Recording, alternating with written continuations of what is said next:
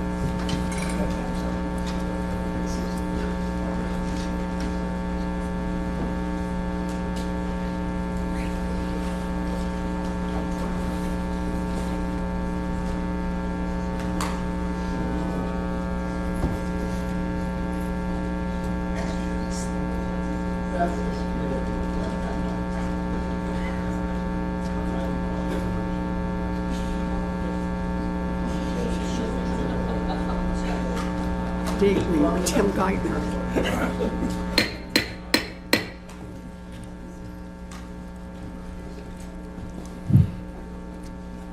Good morning, and thank you, Secretary, for being with us today. Before I start my prepared comments, I will say that so often we have staff members who are able to move forward and move out, and so often they tell me that the best job they've ever had is working for my office, and then they leave. Shay Hawkins, one of my staffers that I just spoke to yesterday, has recently taken a job with Treasury, and he said he's so sad to go. I said, well, you can stay. He said, no, I'm not that sad to stay. So welcome new members of your staff from my staff, and they're looking forward to working with you and working for you. As chairman of the Banking Committee, I'm committed to enacting pro-growth, pro-affordability policies. From the Genius Act to the road to housing, I am proud of the bipartisan work this committee has done to promote economic growth and affordability.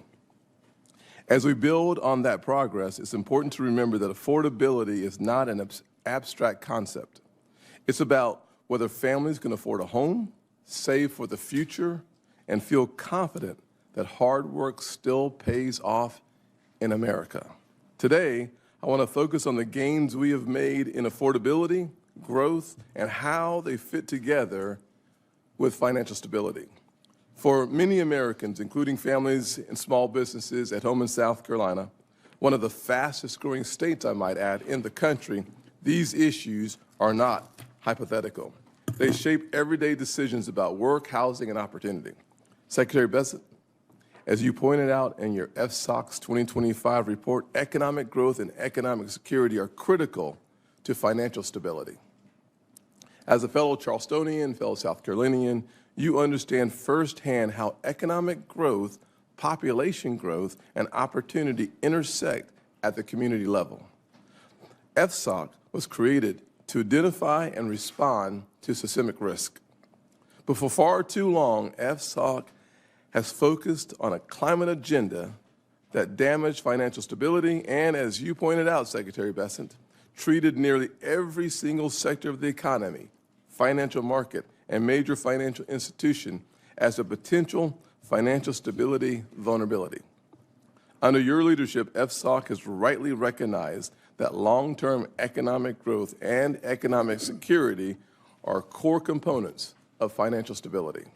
A system that slows growth, limits opportunity, or prices families out of basic financial services is not a stable system. It's a fragile one. Thank you for refocusing FSOC on household balance sheets and household financial resilience. When families have savings, access to affordable credit, and confidence in their financial future, they are better equipped to weather storms, weather economic shocks, and the system becomes more resilient. Strong households also strengthen local communities, and strong communities contribute to a more resilient national economy. That's why I'm interested on how FSOC balances systemic risk and its oversight with the need of economic growth, innovation, and affordability. Reassessing bank regulatory and supervisory frameworks to remove undue burdens isn't about weakening safeguards. It's about making sure the financial system works as intended for the people it serves. Coordination matters too. Businesses should not be caught in the crossfire of conflicting rules, duplicative supervision, or regulatory whiplash. When regulators fail to coordinate, the consequences don't stay in Washington. They show up in higher costs, fewer choices, and less access at the kitchen table. Finally, I want to recognize Treasury's work implementing the GENIUS Act. This framework has the potential to expand dollar dominance, increase global demand for dollar-dominated assets like U.S. Treasuries, reduce systemic risk, and support economic growth and innovation. At the end of the day, affordability, growth, and financial stability must move forward together. For families and small businesses across the country, including back home in South Carolina, that means an economy that is growing, a financial system that is resilient, and policies that keep opportunity within reach. I am confident that our economy will continue to grow and our financial system will remain resilient. Thank you, Mr. Secretary, for being here, and I look forward to your testimony. Ranking Member Warren, you're now recognized for your opening statement. Thank you, Mr. Chairman. So, Secretary Bessent, as one of President Trump's top economic advisors, you have a lot to answer for. Donald Trump campaigned on lowering costs on day one. Those were his words, over and over. But 381 days into his term, Trump's economic policies have driven prices up. Grocery prices are up, electricity prices are up, healthcare prices are up, the cost of building housing is up. President Trump's economic agenda is failing families, but boy, it is working great for Wall Street and Trump's billionaire buddies. There have been massive tax cuts for billionaires. Big bank supervision has been cut to the bone, and sidelining the cops who go after white-collar crime. Meanwhile, middle-class families get the short end of the stick. Unemployment is growing and prices are up. But American families can't even get the basic respect of a straight answer from Team Trump. The president lies about prices being lower when every family who's walked into a grocery store knows that prices are up. Secretary Bessent tells workers that the Trump administration has created a blue-collar boom, while Donald Trump's own Labor Department reports that manufacturing jobs are down by 71,000 since Trump took office. But American families aren't fooled. When Secretary Bessent and President Trump try to tell them that the sky is not blue and that water is not wet, hardworking people know in their pocketbooks just how big those lies are.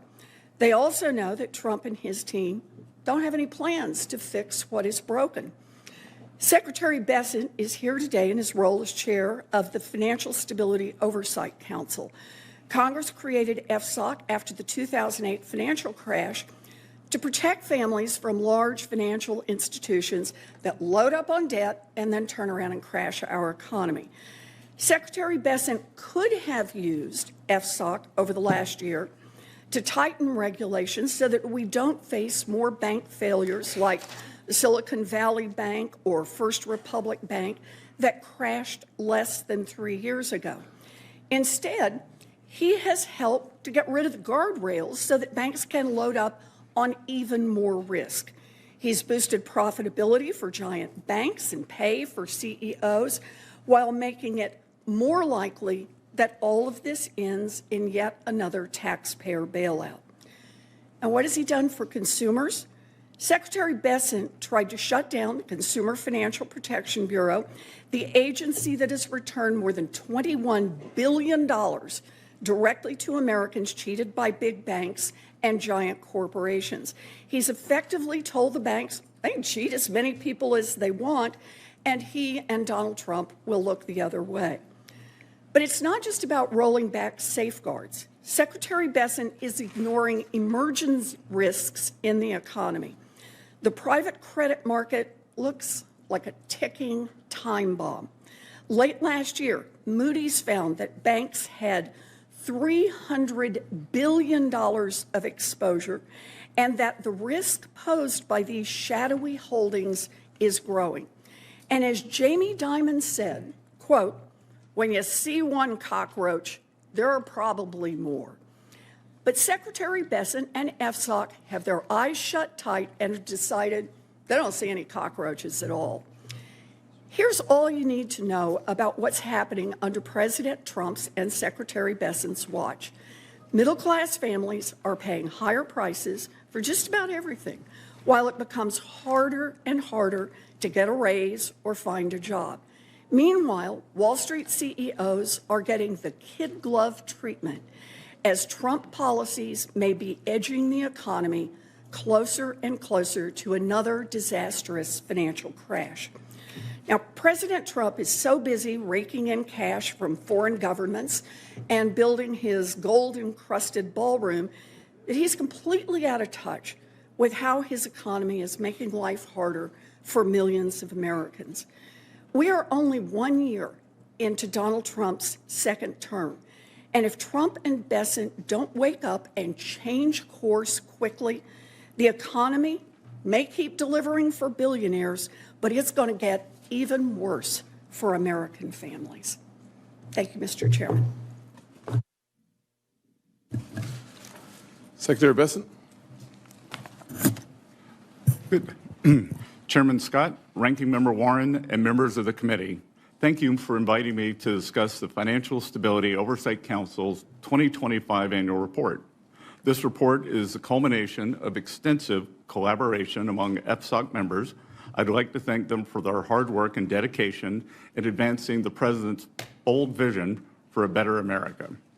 Since day one, President Trump has focused on building parallel prosperity, an era of economic expansion where Wall Street and Main Street grow together. To that end, Treasury has tirelessly pursued pro-growth policies to unlock the potential available to all Americans when they are free to save, invest, build businesses, and drive their own economic destinies. The Financial Stability Oversight Council plays an important role in delivering on this agenda. Too often in the past, we have seen regulation by reflex. Rather than preempting crises, regulators have frequently reacted to them after the fact. They played the role of hazmat cleanup team instead of preventing dangerous spillovers in the first place. Regulation by reflex has led to a regulatory myopia that has undermined safety and soundness. Under President Biden, the bank regulators preoccupied themselves with reputation risk, now discredited climate-related financial risk, and other risk, with no clear nexus to safety and soundness.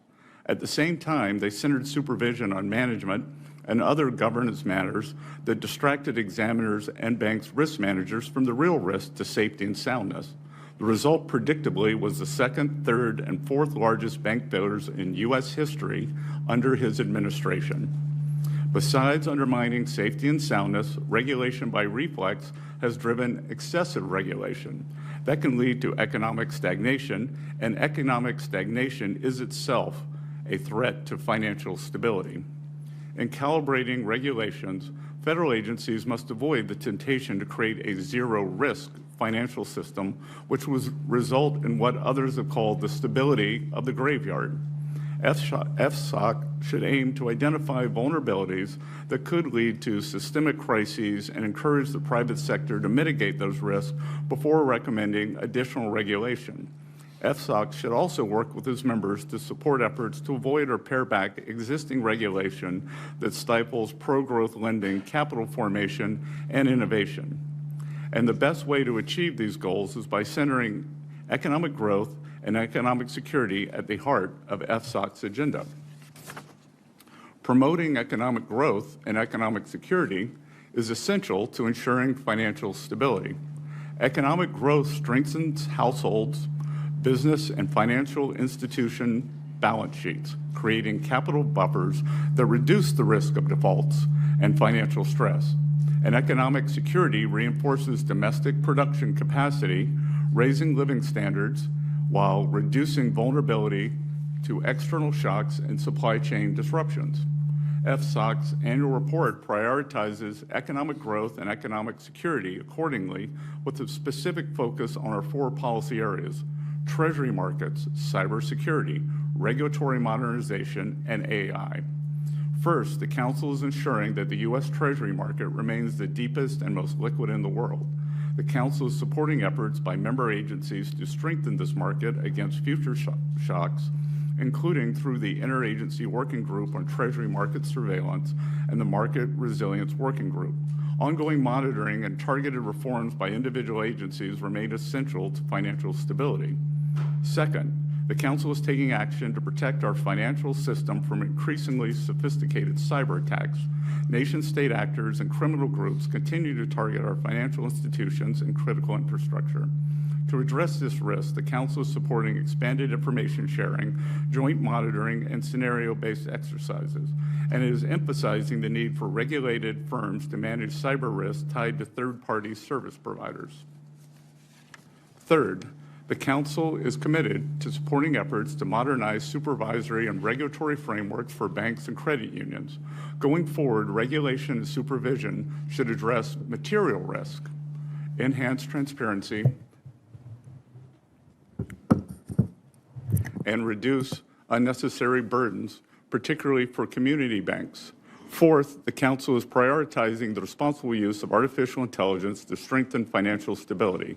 The Council is working with public and private sector partners, including international counterparts, to enhance system resilience while closely monitoring emerging risk.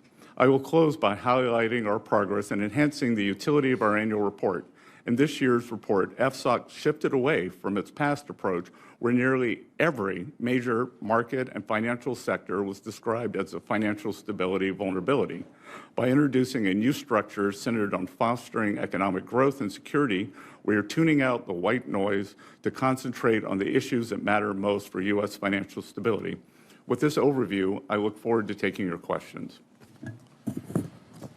Thank you, Secretary. And to all the members, we have essentially full attendance, and it looks like everyone wants to ask a question, so I will be pretty consistent on calling us to 5 minutes. Just want to make sure that you guys have a little time to prepare for that. Okay. Got it? Just so long as it's everybody else, not me. Well, of course, yes. We'll work on that. Okay. Secretary, I'd love to give you a couple minutes to respond to some of the things the ranking member said, starting with the fact that 2 of the 3 largest bank failures in American history happened under President Biden, not President Trump. Correct? Correct. Number 2, under President Biden, we saw devastation in household after household after household. He dug a big hole where the average family was losing at the end of his term over $1,000 a month in spending power. Accurate? I would say workers suffered under policies championed by the Biden-Warren economy. And President Trump has had to fill that hole. As a matter of fact, we've seen some of the strongest GDP growth that we've seen in decades. We've seen strong GDP growth in spite of many, but not all, of the members on the right, or my right side of the room, voting for the longest government shutdown in history. Despite that, we have seen extremely strong economic growth. And if you look at the success, and this doesn't get a lot of attention, but let's make sure that it gets more today. If you look at the success of the Working Families Tax Cut bill, for those folks in blue-collar America, for the folks who are working every single day, sometimes 2 jobs, trying to make sure that their ends meet, when they look at sitting down at the kitchen table, wondering if anyone is paying attention in Washington to the suffering and the challenges around the country in their household, the answer today is absolutely, positively, unequivocally yes. We know that because in the Working Families Tax Cut bill, we saw tips. If you earn tips in America, your taxes went down significantly. Is that an accurate statement? Yes, sir. No tax on tips, no tax on overtime, no tax on Social Security, deductibility of auto loans for American-made cars, and every Democrat voted against that and in favor of the largest tax hike in history.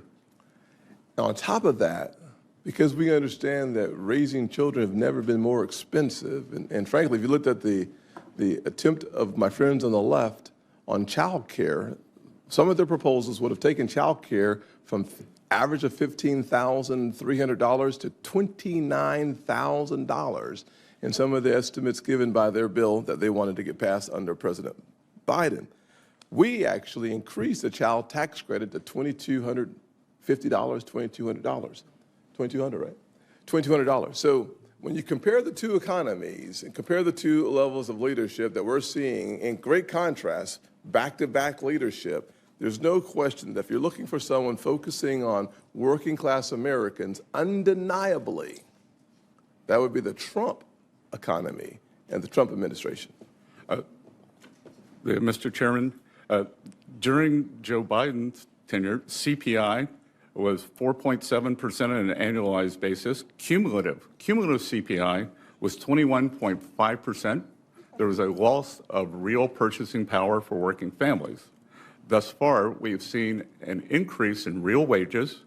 CPI for 2025 was 2.7%, and we have seen it fall for the past 3 months to 2.1%. And there is an index called Trueflation, which is observed inflation, not measured inflation, which comes with a lag, that just fell below 1%. Wow.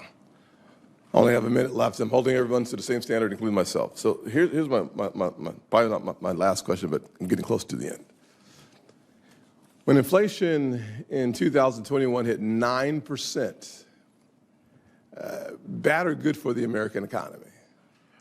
Terrible. Terrible for the American economy, terrible for the American people. Number two, when President Trump has been able to keep inflation under 3%, still heading towards our goal of 2%, much, much better for our economy. And as a result, interest rates have been able to come down consistently. Yes, we've seen the interest rates come down this year, and the 10-year U.S. Treasury had its best year since 2020, when the bond markets and our G7 colleagues actually had rate hikes. We had rate decreases. I only have 10 seconds. At the end of the day, home ownership and affordability is more likely now in the Trump economy than it ever would have been under the Biden economy. Ranking member? Thank you, Mr. Chairman. So for a solid year while he ran for president, Donald Trump promised pretty much every day that he was going to lower costs on day one, if he was elected. Those were his words, not mine. So Secretary Bessent, you are one of the president's top economic advisors. Let's just start with a little truth-telling about the Trump economy 1 year in. Affordability is the top concern for Americans across the country. Donald Trump has called affordability, I want to get this right, a hoax. He's called it a scam. He's called it a con job. you are the Secretary of Treasury. You know the numbers. Is affordability a hoax, a scam, or a con job? Senator, it may be a bit nuanced for you, but what President Trump is referring to is the media saying that the affordability crisis was generated by this administration when it was you and President Biden who destroyed the buying power of the American people. So there is an affordability crisis, and you were front and center in it. So let me make sure that I understand. Donald Trump is not saying that affordability, what's happening to families right now, is a hoax? He is saying that trying to lay the blame at this administration rather than the Biden-Warren economy is a hoax. Okay, so it all happened before he got it. And everything that's happened since then, nothing is a hoax here. 21.5% cumulative inflation. Let me just ask about what's happened in the 1 year that Donald Trump has been president. Last week, President Trump said, quote, "We have the groceries going down." Did grocery prices drop in 2025? Numerous prices have. Did grocery prices drop in 2025? Numerous grocery prices have gone down. I'm sorry, I don't know if you can't hear me. Did grocery prices drop in 2025? Numerous grocery prices have gone down. Some of them. And in fact, we have seen inflation at 2.1% for the past 3 months. Have you seen the Bureau of Labor Statistics, that is Donald Trump's own Bureau of Labor Statistics numbers, that report that grocery prices were 2.4% higher at the end of 2025 than they were at the end of 2024. Trump's own Department of Agriculture has projected that those prices would climb higher in 2026. And under Donald Trump, families are paying more and more for groceries. So if you're just going to insult people by denying the facts that are out there and tell people they're doing great when they're struggling, I think that's just another way to say you don't have a plan to bring down these prices. You're not willing to admit the failures of the Trump administration. Senator. I will ask you a question in just a sec here. It's not just groceries. The numbers from Trump's own economic agency show that Americans are paying more for utility bills, more for health care, more for housing construction. Families aren't fooled by these lies. Mr. Secretary, you owe it to American families to own up what's going on. And Secretary Bessent, I have one more question for you while I have you here. You ran the search for Donald Trump's Fed chair nominee. And Trump promised, quote, "Anyone that disagrees with me will never be Fed chairman." Kevin Warsh got the nod last Friday, and then over the weekend, Donald Trump joked that he would sue Mr. Warsh if he failed to lower interest rates. At least, I think it was a joke. But just in case, this should be an easy one, Mr. Secretary. Can you commit right here and now that Trump's Fed nominee, Kevin Warsh, will not be sued, will not be investigated by the Department of Justice if he doesn't cut interest rates exactly the way that Donald Trump wants? That is up to the president. Can you commit that you will? I'm sorry. Can you commit that you will not hold up? He won't be sued if he doesn't drop interest rates. And he won't be criminally investigated. The president also made a joke about you that I won't repeat, Senator Warren. That was the actually, I will. He said he had reservations. You know, if this was a joke, why not just say so? It was a joke, and he made a joke about you too, Senator Warren. Yes, got a lot of laughs. Got a lot of laughs. Yeah. So I don't know if you want to respond to that. I do want to respond. What I can't tell you the American people Mr. are Warsh laughing. is highly qualified. They're the ones who are struggling with affordability. Why don't you tell the nation what you told me, that you held up Chair Powell's Secretary, renomination? We're going to move on to the next one. Senator Rounds, the floor is yours. Thank you, Mr. Chairman. Mr. Secretary, first of all, thanks for being here and for your service to our nation. I'm going to come back in and talk a little bit on the technical side for just a minute. The FSOC's 2025 annual report recommends that its member agencies use the Council's Artificial Intelligence Working Group to identify regulatory impediments to the responsible adoption of AI by financial institutions. From your perspective, what are the biggest impediments today that prevent banks from adopting AI responsibly, especially for compliance, fraud detection, and risk management? Well, as you know, AI is an exciting and new technology, and there's a great amount of learning to do here. So FSOC, Treasury, the regulatory agencies are working with our private partners to implement in a gradual way robust usage of AI. AI can be a great tool, but AI, we have to also think that AI can be a risk through state and non-state actors. So it is a public-private partnership, and we are pushing very hard across the agencies and at Treasury. FSOC's report also recognizes that overly complex and subjective supervision, like reliance on vague concepts, such as reputational risk, as you mentioned in your opening statement, restricts valuable activities. Given FSOC's push for clearer standards and responsible AI adoption, would a time-limited AI sandbox for financial institutions with clear guardrails help firms test AI tools in a controlled setting while regulators evaluate risks and benefits? Senator, that is clearly the one very interesting option, and we are considering that moving forward. We'd be happy to work with your staff on that. I feel very passionate about that part of it. I would look forward to working with your team as well, sir. I'm also just curious. We've talked now, and the discussion will go on and on about how we build the economy and so forth.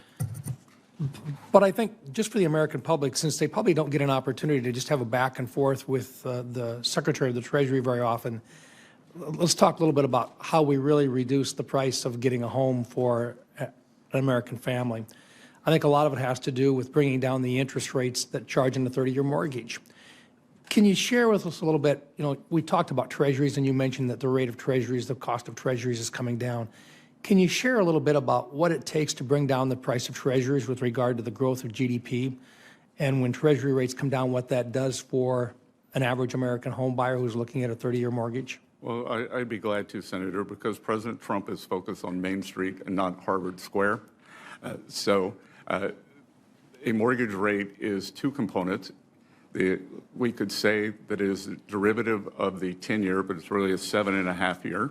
And we have seen that decline. And then it is the spread between the 10-year bond and the actual mortgage security. And we have seen that is at multi-year lows. So what we saw in January was the lowest mortgage rates in almost 3 years. We've got $37 trillion in debt. A lot of the folks back out there saying if you've got that much debt and you're paying interest on it, that competes with folks that want to loan you money on a mortgage. Can you talk about what it means to build GDP and how someone who is looking at laying out bonds and so forth as you build GDP, what that does and how that impacts a homeowner? Well, yes, because two things, sir.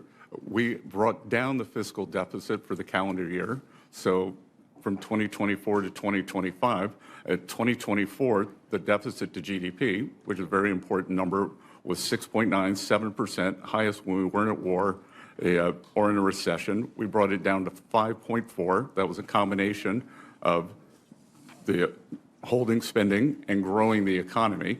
And as we continue to do that, interest rates will naturally decline, and it pushes the out inflation. What we could see from an MIT study was that the Democrats' spending that was responsible for almost half of the great inflation. The overspending, according to MIT, was responsible for that and penalized American homeowners. So by controlling the budget, growing, and in a responsible way, we will bring down mortgage rates. And I would say that building costs are now down in the year. Thank you. Thank you, Mr. Chairman. Yes, sir. Senator Reid. Thank you, Mr. Chairman. Mr. Secretary, the President announced on January 9th, in his words, quote, effective January 20th, 2026, I, as President of the United States, am calling for a one-year cap on credit card interest rates of 10%. In remarks at the World Economic Forum in Davos, the president further said, quote, the profit margin for credit card companies now exceeds 50%. He also indicated that Americans are paying 28, 30% interest rates. You were one of his top economic advisors, Mr. Secretary. Do you support interest rate caps to improve affordability on credit? I wholeheartedly support President Trump's policy, and I think that what you've just said would be in direct contrast to what Senator Warren said about this administration favoring the big banks. But those are facts. Well, I don't think my statement indicates at all what Senator Warren said or meant. I wanted an answer. You gave me one. Yep. But let's just, look at the current situation. We already have legislation that protects service members by putting a 36% cap, not just on credit cards, but all credit relationships, and it protects them from being exploited. And as in my youth, I was a company commander and saw it firsthand. Would it make sense as a first step to provide a 36% interest rate for all Americans, not just service members? 36% doesn't seem like much protection to me, Senator. Well, it's better than some of the things that are being presented to service members without the rates. These new plans to buy commodities, and sometimes the rates go to 500, and still today, you have entrepreneurs who are charging extraordinary rates, and particularly to vulnerable populations, which I know they don't congregate at Harvard Square, but they also don't hang out in New Haven either. So I think that would be a sound step, Mr. Secretary. Senator, you haven't seen all of New Haven. I haven't, but I've seen a lot of it, the parts that you might have missed.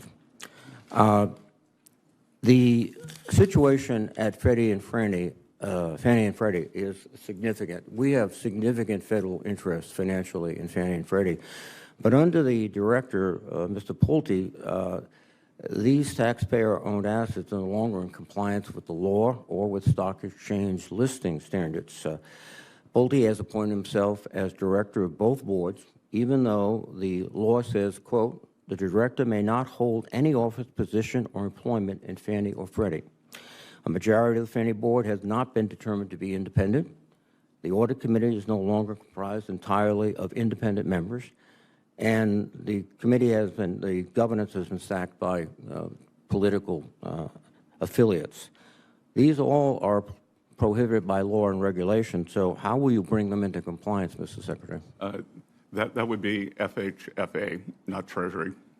Excuse me. You are one of the largest, or the taxpayers are. You provided them, Treasury did, not you personally, a $200 million bailout in 2008, and you have no interest in Fannie and Freddie? I'm very interested in Fannie and Freddie, and I'm interested in fulfilling the mission to the American people to keep mortgage rates low. What about following the laws? So again, you should ask Director Pulte. I do not see I don't think this creates a. Well, all right, you have nothing to do with Fannie and Freddie. Director Pulte has said that you and him are, quote, very aligned, and we meet regularly about the conservatorship.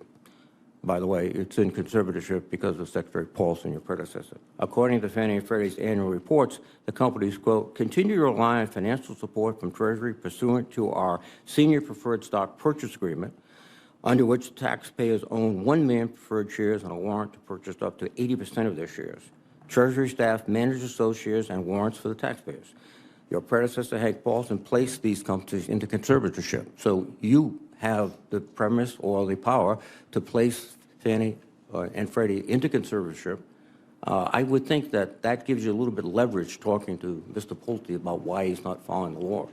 You're reneging on responsibilities, Mr. Secretary. And you're also, being the senior person here, your behavior to some of my colleagues is absolutely childish. Thank you. Thank you, Senator. Good to see him. Senator Kennedy. Hello, Mr. Secretary. I'm over here. How are you?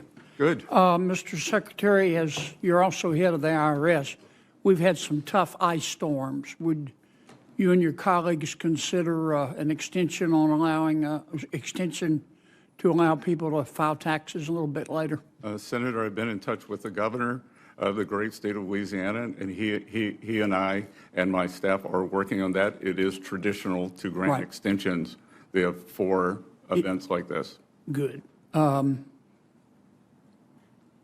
If Canada came to the United States, well, let me preface this by saying I understand that tariffs have a number of purposes, but the foremost reason for tariffs is to try to stop other countries from taking advantage of us through either their tariffs or trade barriers.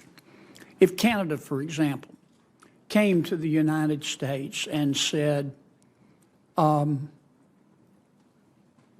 going to zero tariffs in the United States. All of them are off on our end.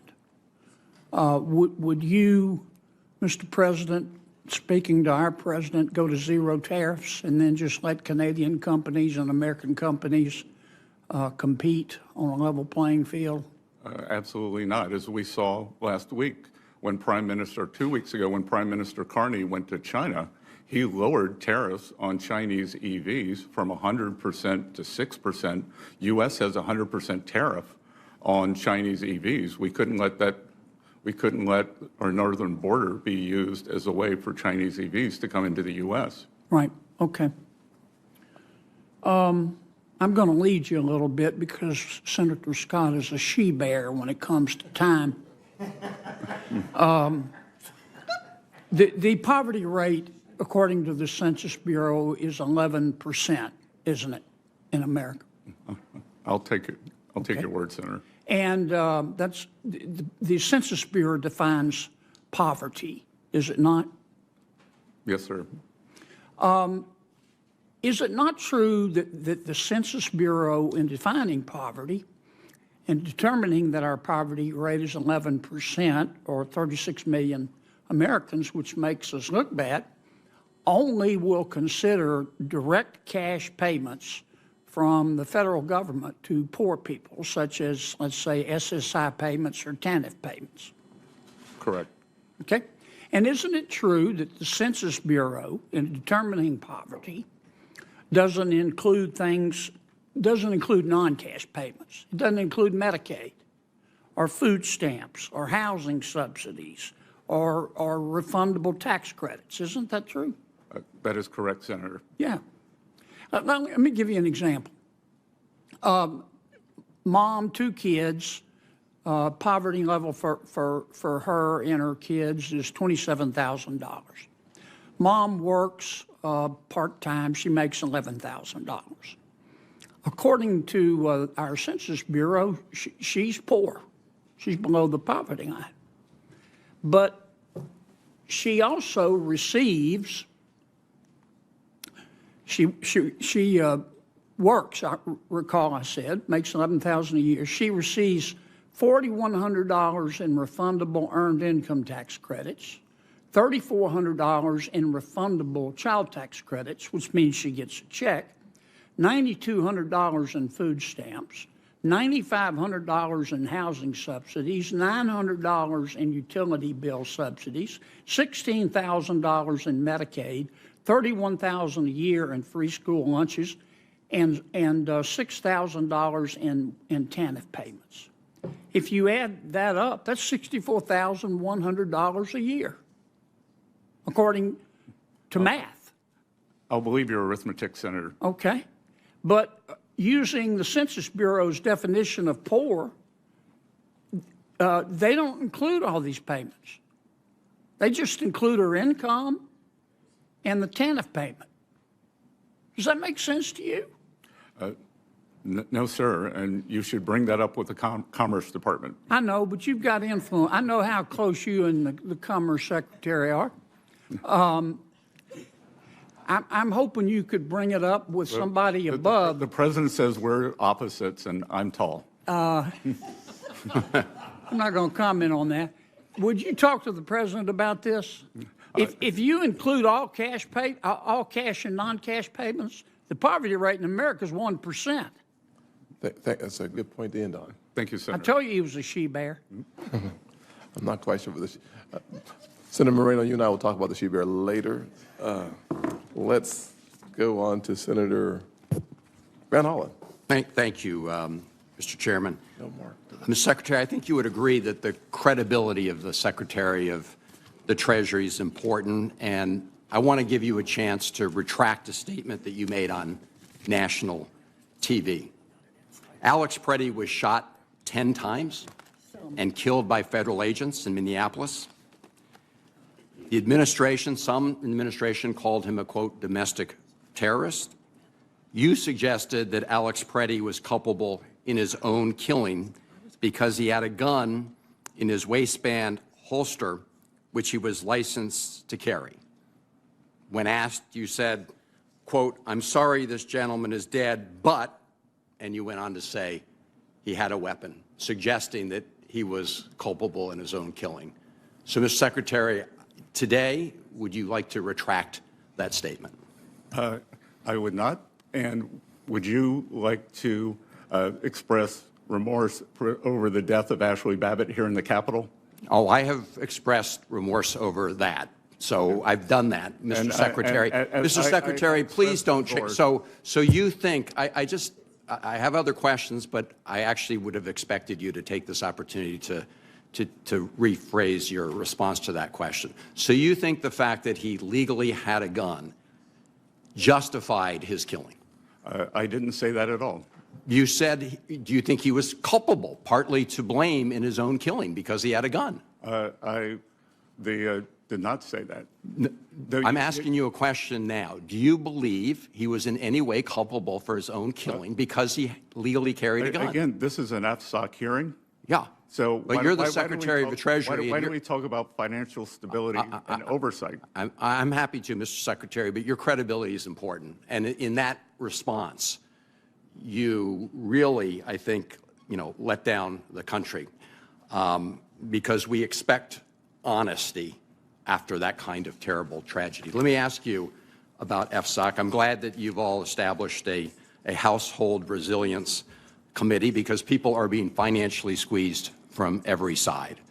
And I've got a whole bunch of quotes here from candidate Donald Trump on the campaign trail. Starting the day I take office, I will rapidly drive down prices and we will make America affordable again. It's interesting he used that phrase since he's been making fun of the affordability phrase recently. But I listened to your exchange with Senator Warren, and the facts show very clearly that inflation has not been eliminated, has it? Well, right? It is undesirable to completely eliminate inflation. What is desirable is to get back to the Fed's 2% target. And for the past 3 months, we've been at 2.1%, Senator. Yeah. No, So but the 21.5% under the Biden administration. Now, look, Mr. I know how you're playing games. You're doing the aggregate over the Biden administration. The last few months. And you are. No, the number 2.7 is your own number for last year, the year of the Trump administration. So let me ask you. And you're being a deconstructionist and saying day one. And great. Well, I'm just reading the president's own statements. I mean, if I'm glad you all have the same talking Chairman, I point. ask unanimous consent that these statements be placed in the record. Without objection. All right. Look, Mr. Secretary, you used to believe that tariffs would increase inflation and prices. Isn't that true?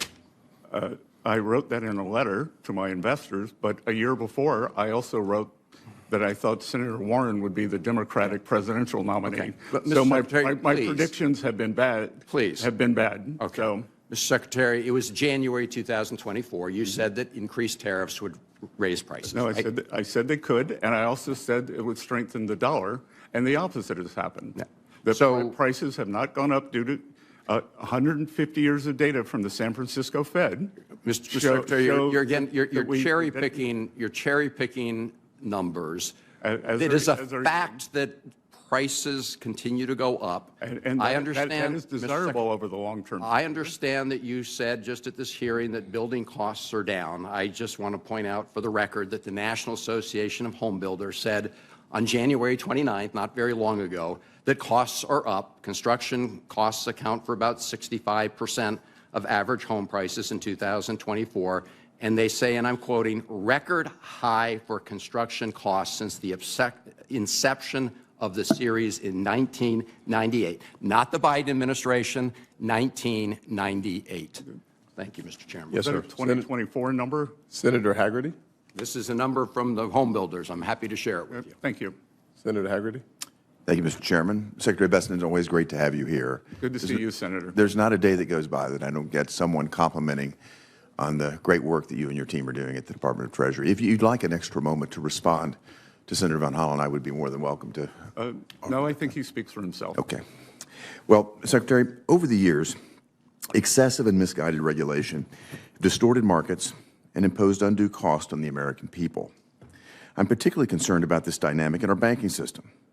As you and I wrote together in the Wall Street Journal, Dodd-Frank sought to end, quote, too big to fail.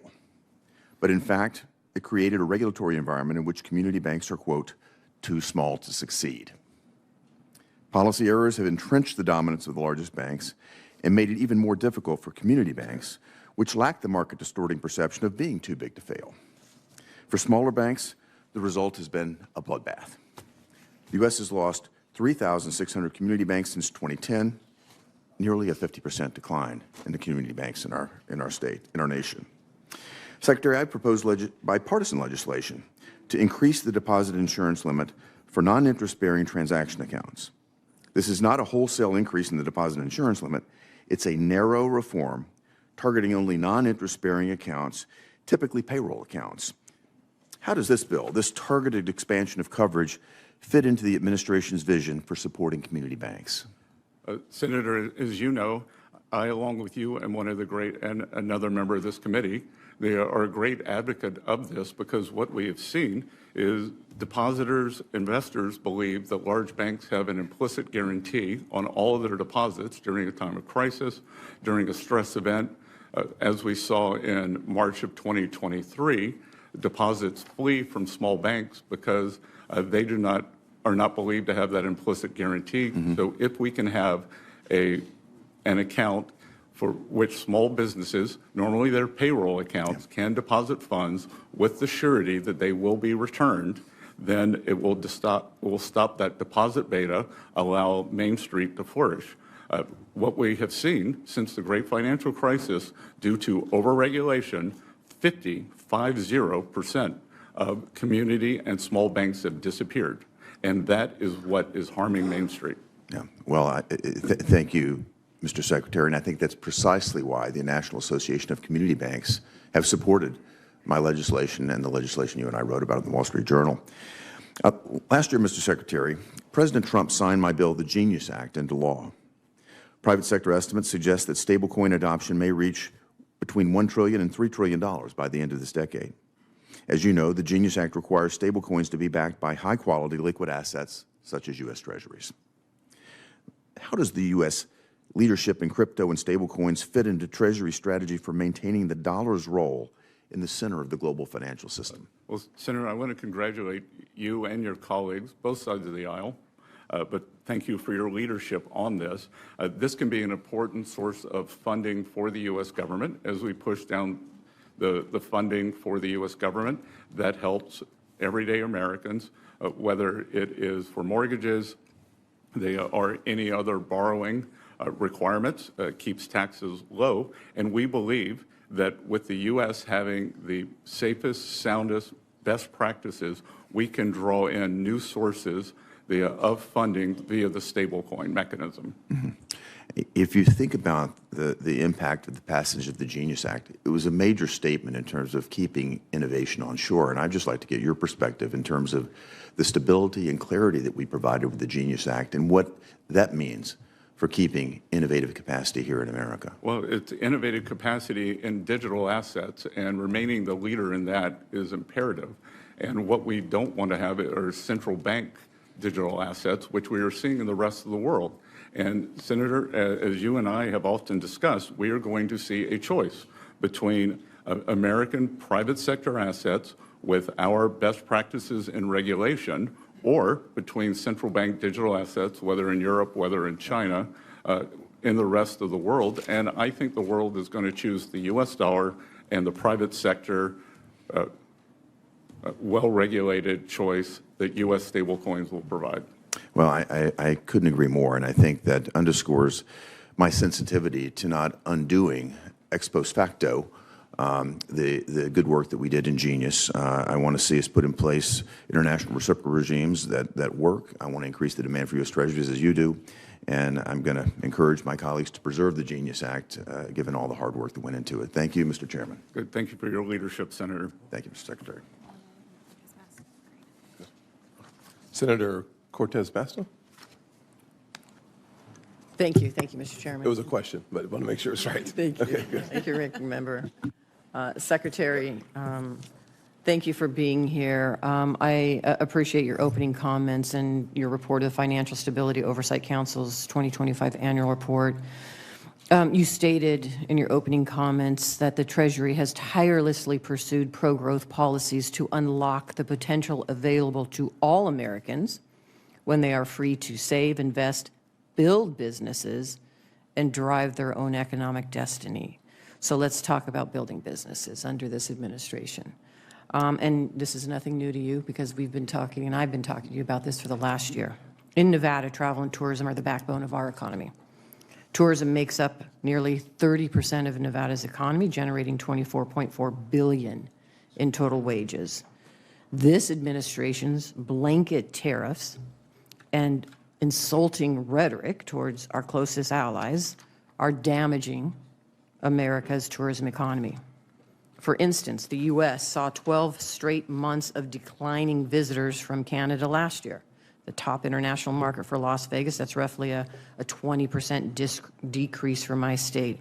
That is countless dollars, jobs that my state, we are losing, paychecks that won't go to Nevada residents, including the over 400,000 hospitality workers across the state who are dealing with this issue. So my question to you is, will you apologize for driving away visitors and hurting our working families? A couple of things, Senator. One is the Canadian economy is doing poorly, so perhaps part of that, maybe we should deconstruct why Canadian tourism is down. And two, that it's a choice by the Canadians in terms of where they want to go.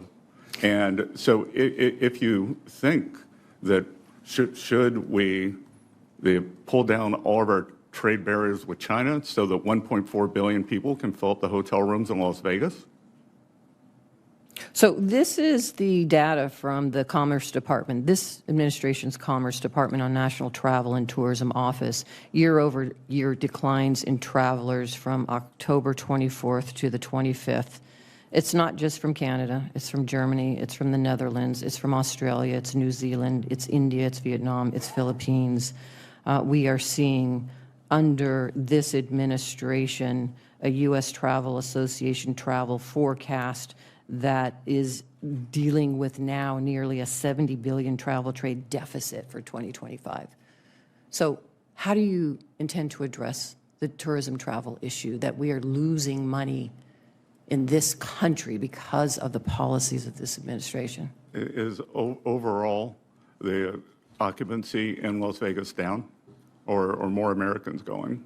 I'm talking about internationally. It's not just me, it's Florida, it's other states that are dealing with a decline in tourism. And this is my conversation with you for the last year that seems to be this administration keeps ignoring. It is a $1 trillion industry to this country, and you don't seem to think it is important. Let me talk about something else, though.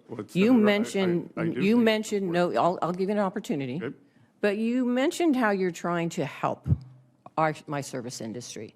And I supported this, no tax on tips, because I think more people should keep money in their pocket.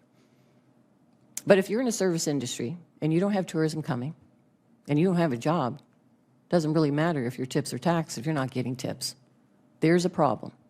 You just have to come to my state, talk to my service industry, talk to the individuals to see they are not feeling better. No matter how much you and this administration start talking about how wonderful this economy is, they're not seeing it. It is a problem. And I'm asking, and I think some of my colleagues as well, let's fix it. There's an affordability issue in this country. and we need to address it working together. Let's solve this problem. Let's not come up with facts. Let's not tell the American public something that they don't see in their own bank account. Let's just work together to figure it out. That's all I'm asking. I'm asking you to work with us. One final thing. It's not just my service industry. It is small businesses across the country who are being squeezed.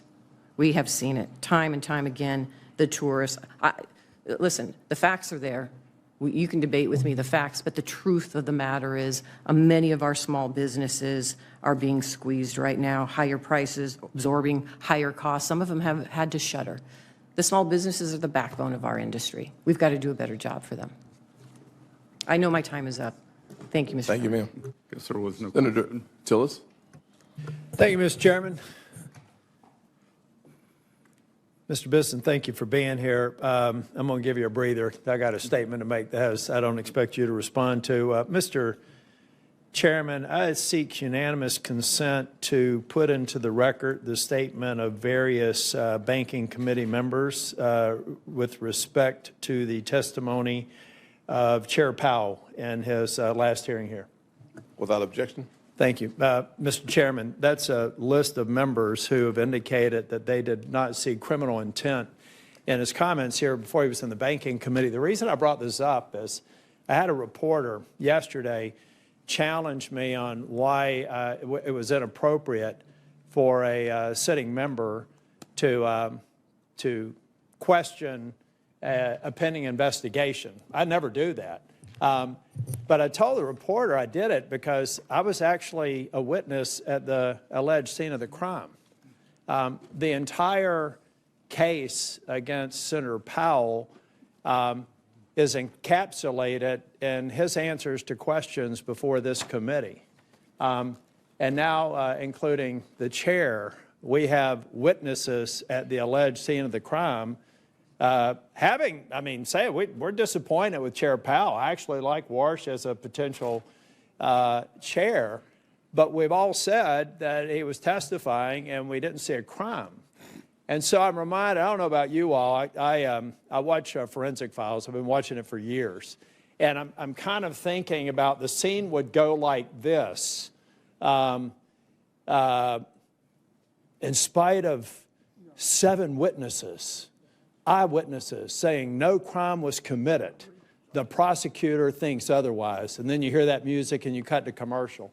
So I do think it's fine for me, being a witness at the scene of the alleged crime, saying that we got a majority of people on this side of the aisle that didn't think a crime got committed either. If we do this sort of stuff, I believe that future hearings for the Treasury Secretary and other members will be a lot like that Chappelle skit on I Plead the Fifth. They're going to be flanked with attorneys, and any time that they think that they're in the middle of a perjury trap, they're probably just going to say, I'll submit it to the record after consultation with my attorneys. Is that really the way we want oversight to go in the future? I don't expect an answer to the question, but I did want to get that off my chest, so I gave a more fulsome answer to that reporter who asked why it was that I was opining on an active investigation. Mr. Secretary, I'm thrilled that you're in the role you're in. I think you're a steady influence. I know that I've been public about criticizing certain president's advisors. You're certainly not one of them. But I do have a question. I actually ran into Senator Warren on the floor, and I said, my goodness, Elizabeth, I call her Elizabeth when we're talking on the floor. I said, you have convinced President Trump to put artificial caps on credit card rates. Good on you. Now, I'm going to do everything I can to kill it, but good on you. I think you even talked to the president about that, right? Mr. Secretary, what would happen if we put, well, I don't know where you are on the policy, but what would happen to, let's just say one area, asset-backed securities, if we imposed artificial 10% cap on credit card interest rates? And then if you have time in the minute, it's the only question I'm going to ask you. What would it likely do for credit card issuers who are still going to have to rate for risk in terms of debanking or unbanking or reducing access to a credit. So if you could get to the first one, which has to do with asset-backed securities, if you have time, you can go to the second one. Thank you. Yes, I think we at Treasury are still examining what it would do to the asset security market. I think it would depend on the length. The president has called for 1 year. And we would also see if they were able to cut costs. Senator, because what's happened is we've seen a migration where credit card companies used to compete on APR, or the interest rate, to rewards. And the rewards go mostly to the upper end. So again, the profitability of credit card companies doesn't have to be hit if they concentrate more on competing on rates than rewards. And work on the spread, but there's a lot of frothiness in there if we don't get it right. Thank you, Mr. Treasurer. Thank you, sir. Senator Warner. Thank you, Mr. Chairman. And boy, I didn't hear Senator Kennedy this morning, but Senator Tillis, you were like out Kennedying Kennedy today in terms of your presentation. That's a high bar. That's a high bar. Mr. Secretary, good to see you. No, Mr. We will not extend to you anymore. Mr. I got to get my in a House move. I reclaim my time. 4 minutes and 38 seconds. Please use them. You actually have a... All right, Mr. Secretary, I got a bunch of stuff. One of the reasons I voted for you, encouraged others, was your support for CDFIs. One of the things I'm really proud of, Senator Crapo and I had an active bipartisan CDFI caucus. And last October, oh my gosh, Senator Crapo got 105 Republican members of Congress, including 8 Republicans on this committee, to say CDFIs, it's a good program. Yet the CDFI fund at $324 million in fiscal year 25, it's now February 26, and none of these funds have been released. And I know we've talked about this. Treasurer, I know, works with OMB and some difficulties there. And we're hearing from CDFIs and how this is dramatically affecting. When can we expect those funds to get released? Senator, I can't give you an answer. OMB will decide the terms and the timing of the CDFI apportionments. Mr. Secretary, I got to tell you, you're the Treasury Secretary. You run this program. You had 105 Republicans say we need to get the money out. Well, Senator, unlike the Federal Reserve, I can't print magic money. Well, you sure as heck could call the OMB director and say this is a program that you have legal authority over. It is important. Matter of fact, as we talked about, President Trump, in many ways, I know he's forgotten this, but in 2019 became the godfather of CDFIs. When in the last Trump COVID package, he put $12 billion into this program. So I urge you, please, Mr. Secretary, pick up the phone and call. I know it would be difficult. I wouldn't want to talk to the OMB director either that much, but please talk to him and see if you can get those dollars released. It is so important. And I hope the 8 of my Republican colleagues will at least say, attaboy Warner on this one. Thank you, Mr. Chairman. I reserve my time back. I want to add, I know we're spending a lot. I feel like I'm in crypto hell. I know, Cynthia, I'm welcome to it, and God bless you. And you know, I think, and actually, and I really appreciate what you did on the stablecoins bill. And I think, you know, we got a lot of broad bipartisan support. At least many of us, I think all of my Republicans and many of my Democratic friends agree we want these products built in America. Crypto's here to stay, and we need clear rules of the road. And stablecoin was simple compared to market structure. But you have, one of the things that we see in crypto, and we are working our tail off. You can please, I think the chairman and I've spent, and Cynthia and others have spent more time on this than, anyway, I'm going to use up my time. But there are a lot of issues around national security that you have unique perspectives on with FinCEN, with the Secret Service. We sure as heck don't want to take away from prosecutors some of the tools they have to go against bad guys. You know, we've got to have some area to close down some of the gaps in DeFi. And again, there's bipartisan agreement on this, but boy, we need, I think we're starting to get some of the technical assistance. But if you can just make clear that this is a real problem, and we'll deal with yields and rewards, we'll deal with a host of other issues, but these national security issues around DeFi are real, and we need to not create a set of rules that leaves huge exemptions and candidly takes away some of the prosecutorial powers that exist today. Senator, I look forward to working with you on that. We've had problems, and historically, there's problems when the technology gets ahead of the legislation. So if we can work with you on the legislation it's for both OFAC and FinCEN. We love your technical assistance, and I think, Mr. Chairman and Senator Lomas, that you will be invited to our next round robin on that, and that may be later today or tomorrow or Monday. So good. And if you could convince some of there seems to be a nihilist group in the industry who would prefer no regulation over this very good regulation. Amen, brother. So weigh in. I do. Weigh in. Early and often, Senator. Weigh in. One last comment. I know my time is up. No, last comment. Hey, Senator. agentic AI, we got to come back and talk about. Agentic AI, huge possibilities with AI, but we've got to be careful about that. Thank you, Mr. Chairman. Unbelievable. Okay. Senator Lummis. Thank you. I'm going to pursue this line of questioning. Thank you, Mr. Secretary, for being here. You've had a chance to travel the world since you took the oath of office. Is China trying to use digital assets and blockchain to build an alternative to American financial leadership? We don't know that for sure. There are lots of rumors of Chinese digital assets that may be backed by something other than the RMB, perhaps gold-based.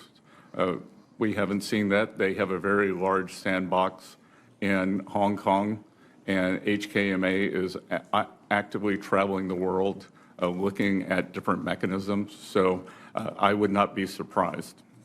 Based on what you know now, what is your opinion about the importance of having clear rules of the road, market structure legislation in the United States? Look, I think that it's impossible to proceed without it. We have to get this Clarity Act across the finish line, and any market participants who don't want it should move to El Salvador.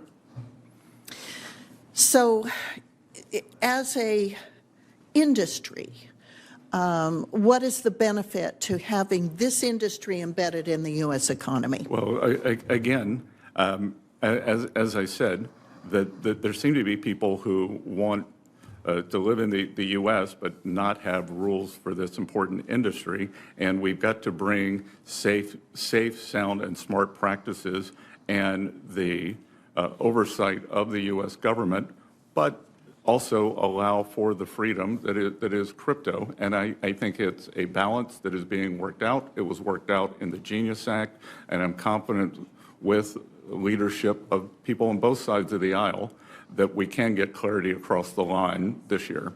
Can you see a day when conventional banks and digital asset banking are offering the same types of products, giving each an advantage to offering a broader array of financial products to the American consumer? I think that can happen over time, and we've actually been working with small and community banks to discuss how they can be part of the digital asset revolution also.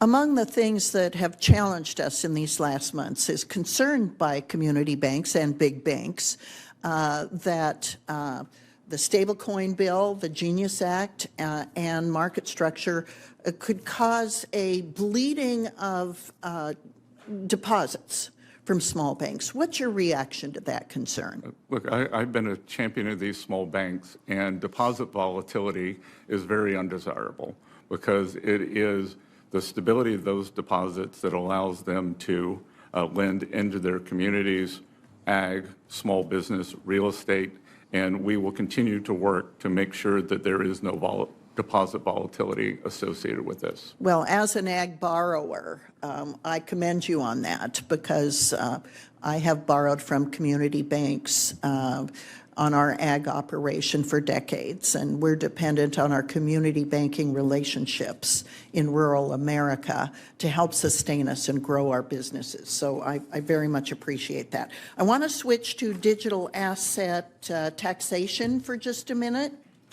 So among the things that I'm exploring, and the Senate Finance Committee has a package of bills that looks really good to me on digital asset taxation. But one of them that's kind of vexing that I could use some guidance on is the issue of de minimis with regard to especially Bitcoin and other digital assets that might be used as a means of exchange.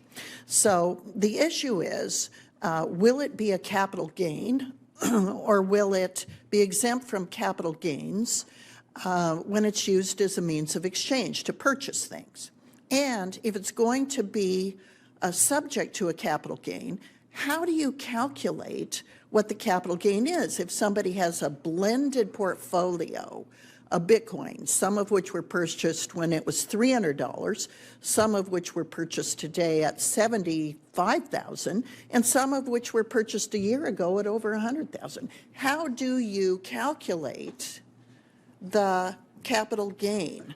Do you have some thoughts about that, or who I could consult with in your shop?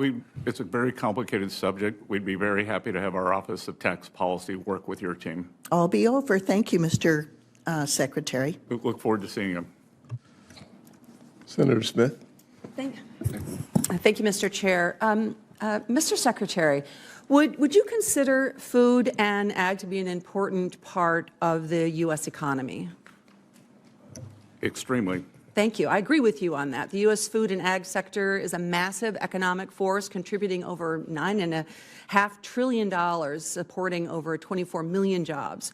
So, Mr. Chair, what I'd like to do is to submit a letter for the record. This is a letter sent on Tuesday to the ag committees in both the House and the Senate. It's signed by 27 former and current leaders in the ag sector from all across the country. It's a very bipartisan letter. Folks from corn, pork, milk, grains, renewable fuels, Farm Bureau, former USDA officials from both Democratic and Republican administrations.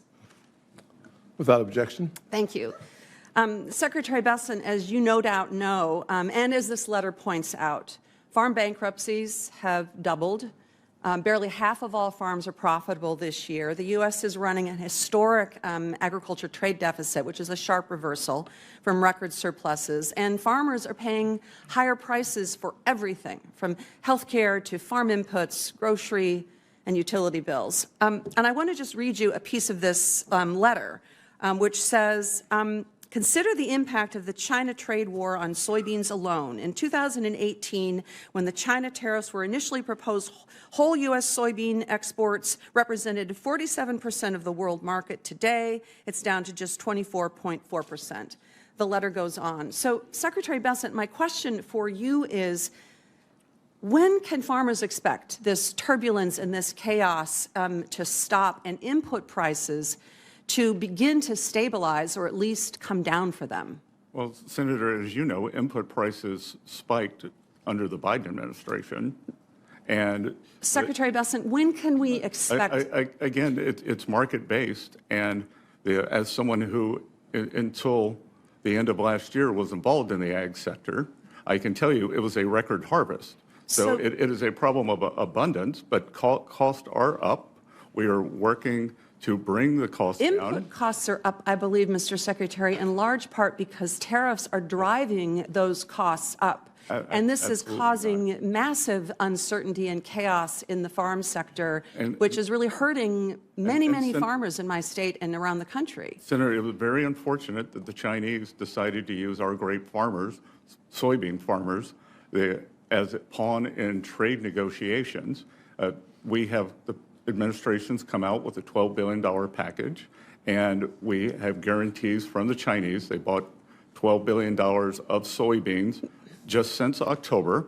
They are committed to buying, not 12 million tons. They will buy 12 25 million tons for the next 3 years to stabilize the market. But what is happening for farmers in Minnesota is this constant on again, off again, tariffs on, tariffs off. It is chaotic, it is confusing, and it is destroying our markets. And so it has nothing to do with the tariffs on. well, tariffs I think it off. has a lot to do, and these farmers, sir, believe that it has a lot to do with Trump tariff policy.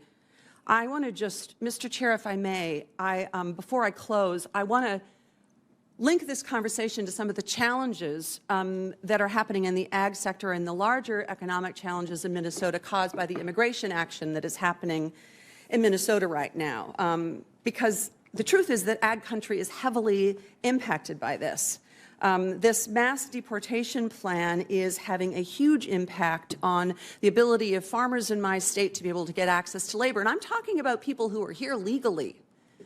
And I know that my colleagues on both sides of the aisle that represent farm country understand you are hearing this from your farmers and ranchers as well. And it is having huge impacts on dairy and fruit and veggies. It is a major problem, not just in the farm sector, but all across my state, where just in Minneapolis alone, separate from agriculture, small businesses are losing an estimated $20 million a week because of customers just not being able to show up, being afraid, workers being unable to go to work because they're afraid of going out. The bottom line here, colleagues, is that this mass deportation plan was supposed to go after the worst of the worst, but what's really happening is that these poorly trained and aggressive agents are breaking families apart. They are hurting children. They are separating from their families. They are targeting and detaining and arresting people that have done nothing wrong, and that is morally reprehensible. And Mr. Secretary, it is reprehensible that you would blame Alex Preddy, a U.S. citizen, for his own death, shot in the back by these federal agents. Never blame Time's up. Thank you, Mr. Chairman. I'd like to just respectfully respond to my colleague and give you an opportunity to actually respond as well, Mr. Secretary. When I look back over the last 4 years of the Biden administration, it was failed policies for our agriculture industry. Number one, President Biden walked away from the trade deals and the trade gains that President Trump had gotten for our ag industry. Number two, with record high inflation, it hit our farmers worse than anyone. Both the war on energy of the Biden administration, plus the amount and the payment of equipment, plus the fact that input cost had literally been frozen, and the Biden administration failed to pass a farm bill, didn't even try. So here you had record high cost with energy, equipment, labor, inflation, and then you cap what they can make. And I don't remember one person on the other side of the aisle saying, let's move a farm bill. Let's help these people. Let's drive down energy cost. And so I would just like to say, Mr. Secretary, I feel like our ag industry is at the forefront of what we're looking at right now, and I would like to give you an opportunity to respond. Well, one of the things I will respond to is that in my first meeting with my Chinese counterpart, the vice premier, I asked him, under the Phase 1 purchase agreements, they were actually exceeded in 2020, signed in January 2020. The level of the agreement was exceeded every time President Trump has spoken with Party Chair Xi. He suggested he buys more soybeans, and slowly that tapered off. And we said, why? He said, Biden didn't enforce. Biden didn't enforce the purchase agreements. Yeah, walked away from it. So speaking of something else we walked away from in the Biden administration was actually being tough on Iran when it came to sanctions. I appreciate the maximum pressure strategy that President Trump has gone back to. I'd like to ask you, what more can we be doing as we see us place pressure on the Ayatollah, who is no friend of the United States of America, and as we see what he is doing to the citizens of his own country and the streets, what more can we be doing to make sure that we are placing the pressure pressure that we need to on the greatest state sponsor of terrorism, and that is the Ayatollah and Iran? Well, what we can do at Treasury, and what we have done is created a dollar shortage in the country. At a speech at the Economic Club of New York in March, I outlined the strategy.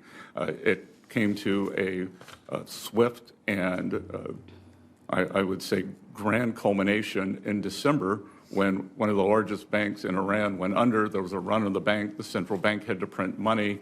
The Iranian currency went into free fall. Inflation exploded, and hence we have seen the Iranian people out on the street. We will continue monitoring all the partners, all the Iranian partners. The good news, Senator, is that we have seen, and we can see it with our fencing, we have seen the Iranian leadership wiring money out of the country like crazy.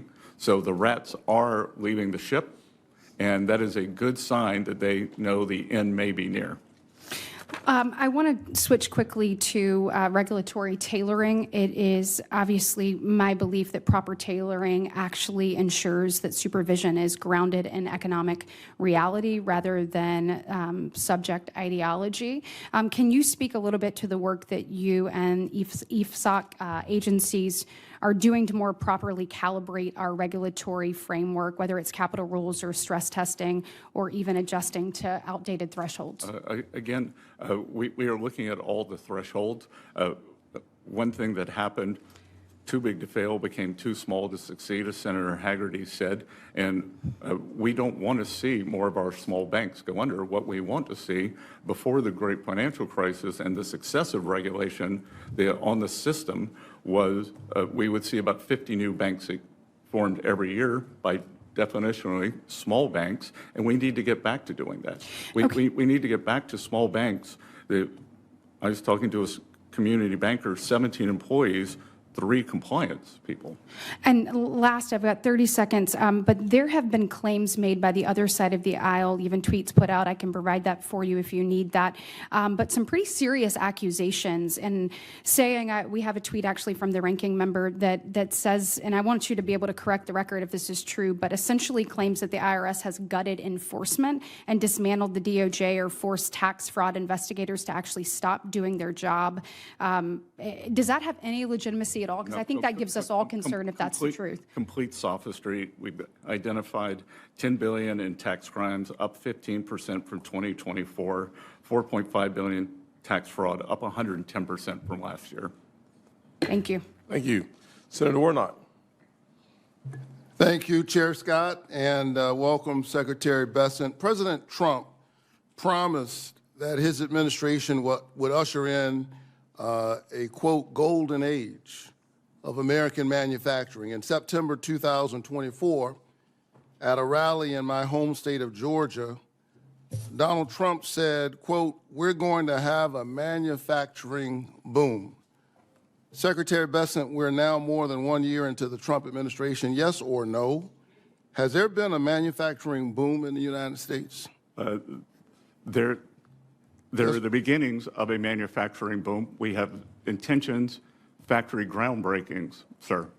So your answer to that is yes, there's been a manufacturing boom? That we are at the beginning of a manufacturing boom. Okay, you and I could agree to disagree, but more importantly, manufacturers are telling us something different. Manufacturers are struggling because of the president's policies, and that's what they keep telling us, and the facts keep telling us. In fact, just this past Monday, the Wall Street Journal published this article entitled, U.S. Manufacturing is in Retreat, and Trump's tariffs aren't helping.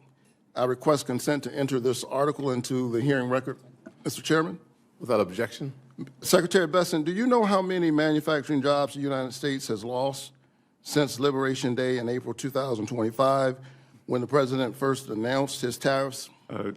Yes, Senator, because you were out of the room, but it was already brought up. We do many things, sir. I don't need you to tell me where I was. 72,000, and I will point out that the Wall Street Journal 72,000 is not called the Main Street Journal, and they care more about Wall Street than Main Street. Sir, I'm not asking you to opine on the Wall Street Journal. I have 3 minutes. Just answer the questions that I'm actually asking you. So 72,000 manufacturing jobs, according to the Federal Reserve Bank of St. Louis, Thank you for answering the question. Manufacturers shed workers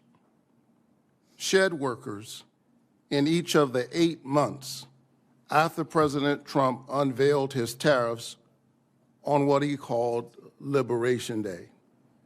I would submit that it's a strange liberation and a curious freedom that leaves you unemployed. Even worse, smaller businesses are struggling to keep up with the tariff chaos. Big manufacturers may have the resources to shift suppliers. And I need you to understand the spirit of my questions. I spend a lot of time talking to the people in Georgia who've given me the great honor of representing them in the United States Senate. And so this is about them. And especially our small businesses. They don't have the ear of the president. They don't have access to Mar-a-Lago. And so they're not able to insulate their company from the worst of the tariffs. Secretary Bessent, small businesses without the same resources or unfettered access to the president, what should those businesses do for the relief if they can't get into Mar-a-Lago? Again, sir, small business confidence is up. And we are seeing that the one big beautiful bill gives the full expensing for equipment, factories, and ag structures. They are telling us that it's more expensive to make basic things. We are moving in the wrong direction. The facts don't lie. The president lies often, but the facts don't lie. In fact, if you're saying we're at the beginning, basically your answer to those small businesses is wait a little while. Is that the answer? That a year from? You ask about manufacturing. That's right. So I'm asking you. And I am saying. I'm asking you about this manufacturing boom. Will we see something different a year from now? We are going to see it. I was just in my home state, Senator Scott's state, South Carolina, that we are seeing a boom there. And I believe Georgia has very good pro-business policies. I'm sure you will see a boom there also. The factory build intentions are quite high. I'll tell you what I see. I see, as I talk to folks, that it's more expensive to build things in America. I see that we've lost 72,000 jobs a year into this administration. We've lost manufacturing jobs every month since he called for Liberation Day. And meanwhile, folks who are working in these small businesses trying to make their lives work, they're seeing higher costs. They're seeing their costs go up for groceries. They're seeing their costs go up for electricity. They're seeing their costs go up for health care. And I think the American people are still waiting for a solution. So far, we haven't seen one coming out of this Trump tariffs regime. The Baptist preacher is done, and I have no time left. Thank you very much, Mr. Secretary. Inflation. Senator Ricketts. Thank you very much, Chairman Scott and Ranking Member Warren, for this hearing, and Secretary Bessent. Thanks very much for being here. Appreciate it. Good to see you, Senator. Good seeing you. And I want to thank you and commend you for updating the 45Z clean fuel production credit. That is very important, so thank you very much for getting that out. Your guidance incorporates what we put in the Working Families Tax Cut. Remember, that's how we rebranded the One Big Beautiful Bill, and supports Nebraska farmers and biofuel producers. So that's really, really important. It also ensures that feedstocks from faraway countries will not be allowed to get that credit, which means American taxpayer dollars will stay here in America. That was very important. So Secretary Bessent, appreciate that. Also want to just comment on one of my colleagues from the other side of the aisle talking about the ag economy. I would note that under the Biden administration, we had 4 years in a row of agricultural trade deficits because the Biden administration was the first administration, going back to Jimmy Carter, not to sign a major trade deal. And that is one of the reasons why we have such a hard problem, or a hard time right now in the ag. And in fact, when talking about input prices, under the Biden administration, June of 2022, diesel hit $5.75. Now it's at $3.52. So again, we need to address the issues to help our farm economy out. But a lot of the seeds of this was started in the Biden administration. I also want to thank you for presenting FSOC's 2025 annual report. In that, one of the things that perhaps you already touched upon, and if I'm repeating myself, please forgive me, or repeating what's happening, forgive me, but the Biden administration, under the Biden administration, then Secretary Yellen, actually undid all the good work of the Trump administration in 2019's FSOC when they changed the activity-based designation guidance.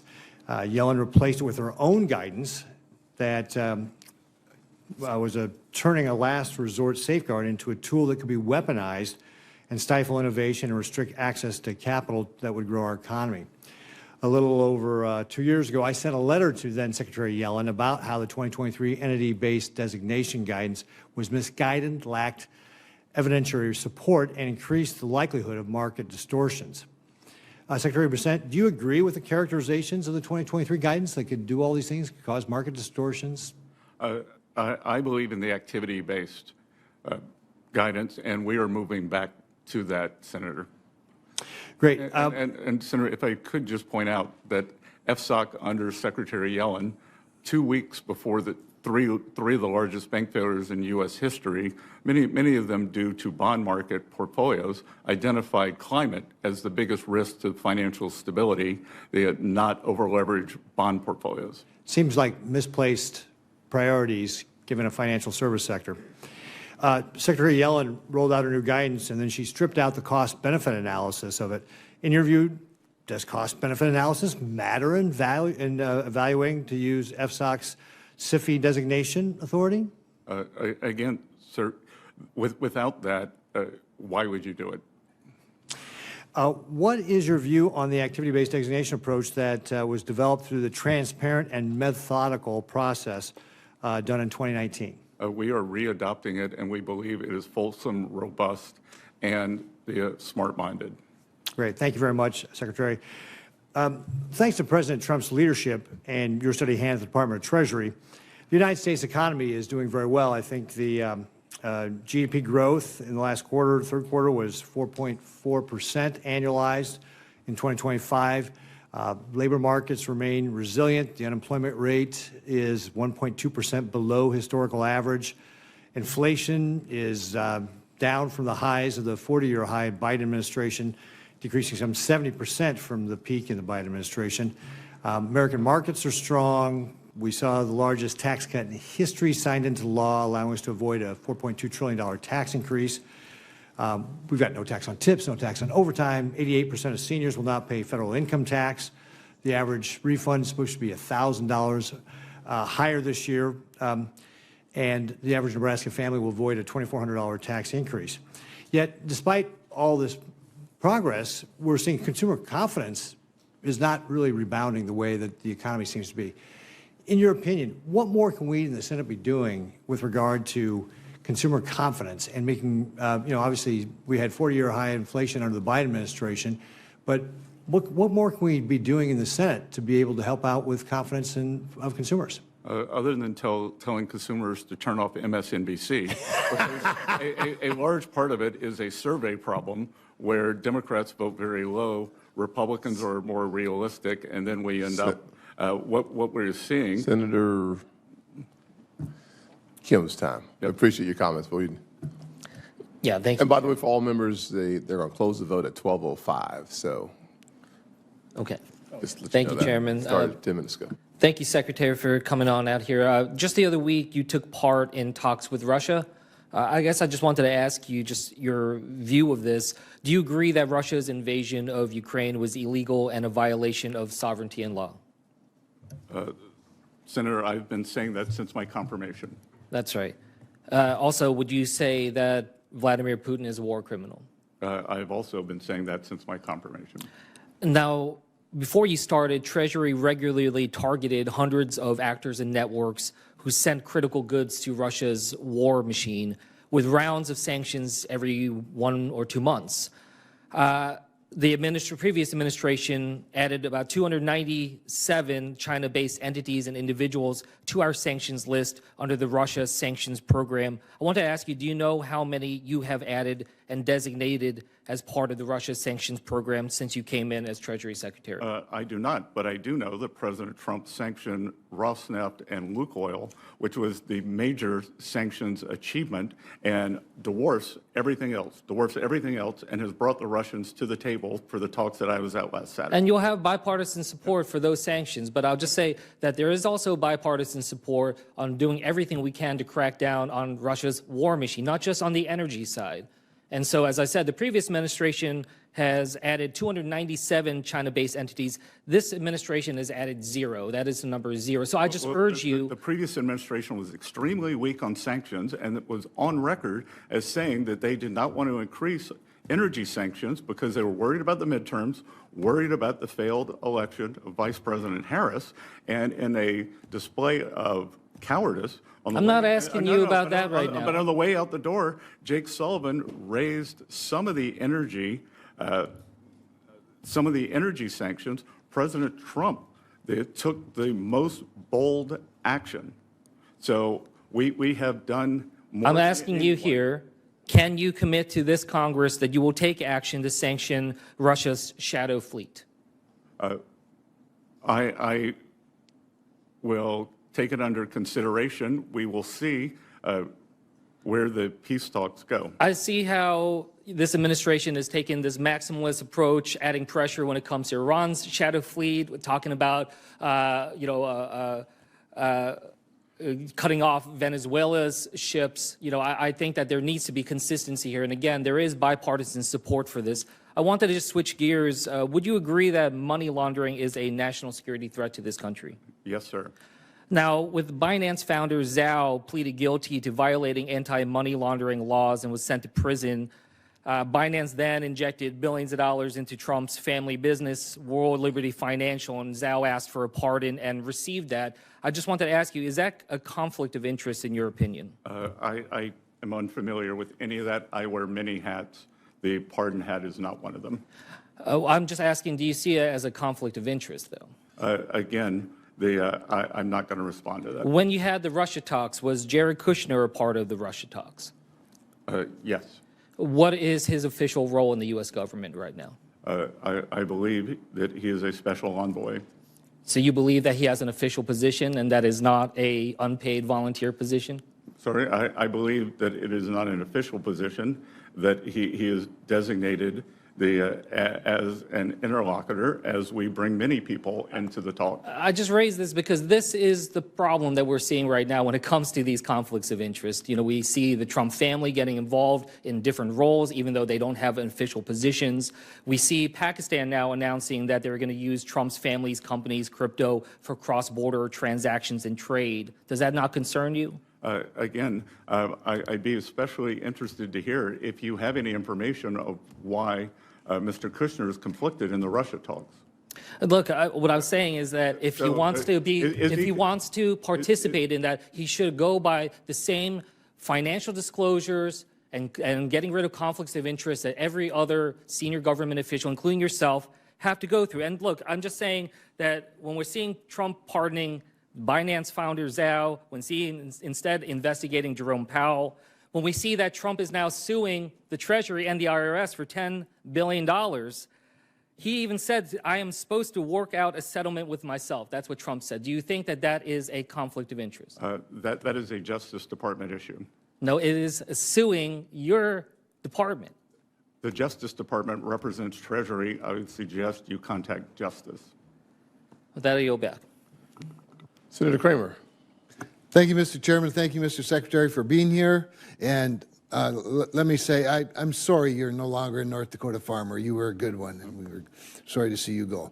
So I'm going to really shift gears here and talk about something that truly is bipartisan, and that is the adoption tax credit. And I know you wake up every morning thinking about it, but and I'm just going to ask you to look into it for me. But during last year's Working Families Tax Cut, the reconciliation package, we took a version, we altered the adoption tax credit a bit to include making it partially refundable up to $5,000. And previously, up until 2011, there was a refundability of part of the credit.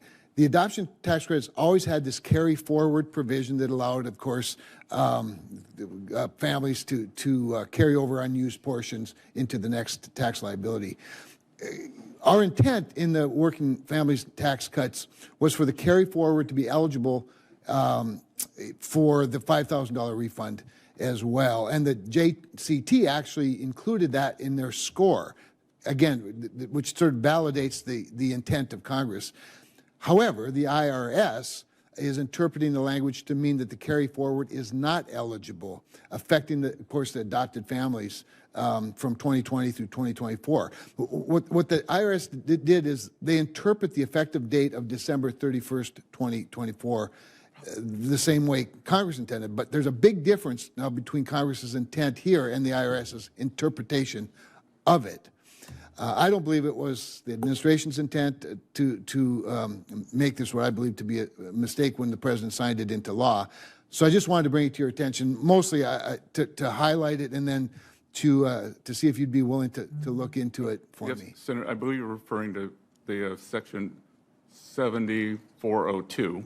And my tax office is very happy to work with your staff. I look forward to that. And the underlying bill that created this language is very bipartisan.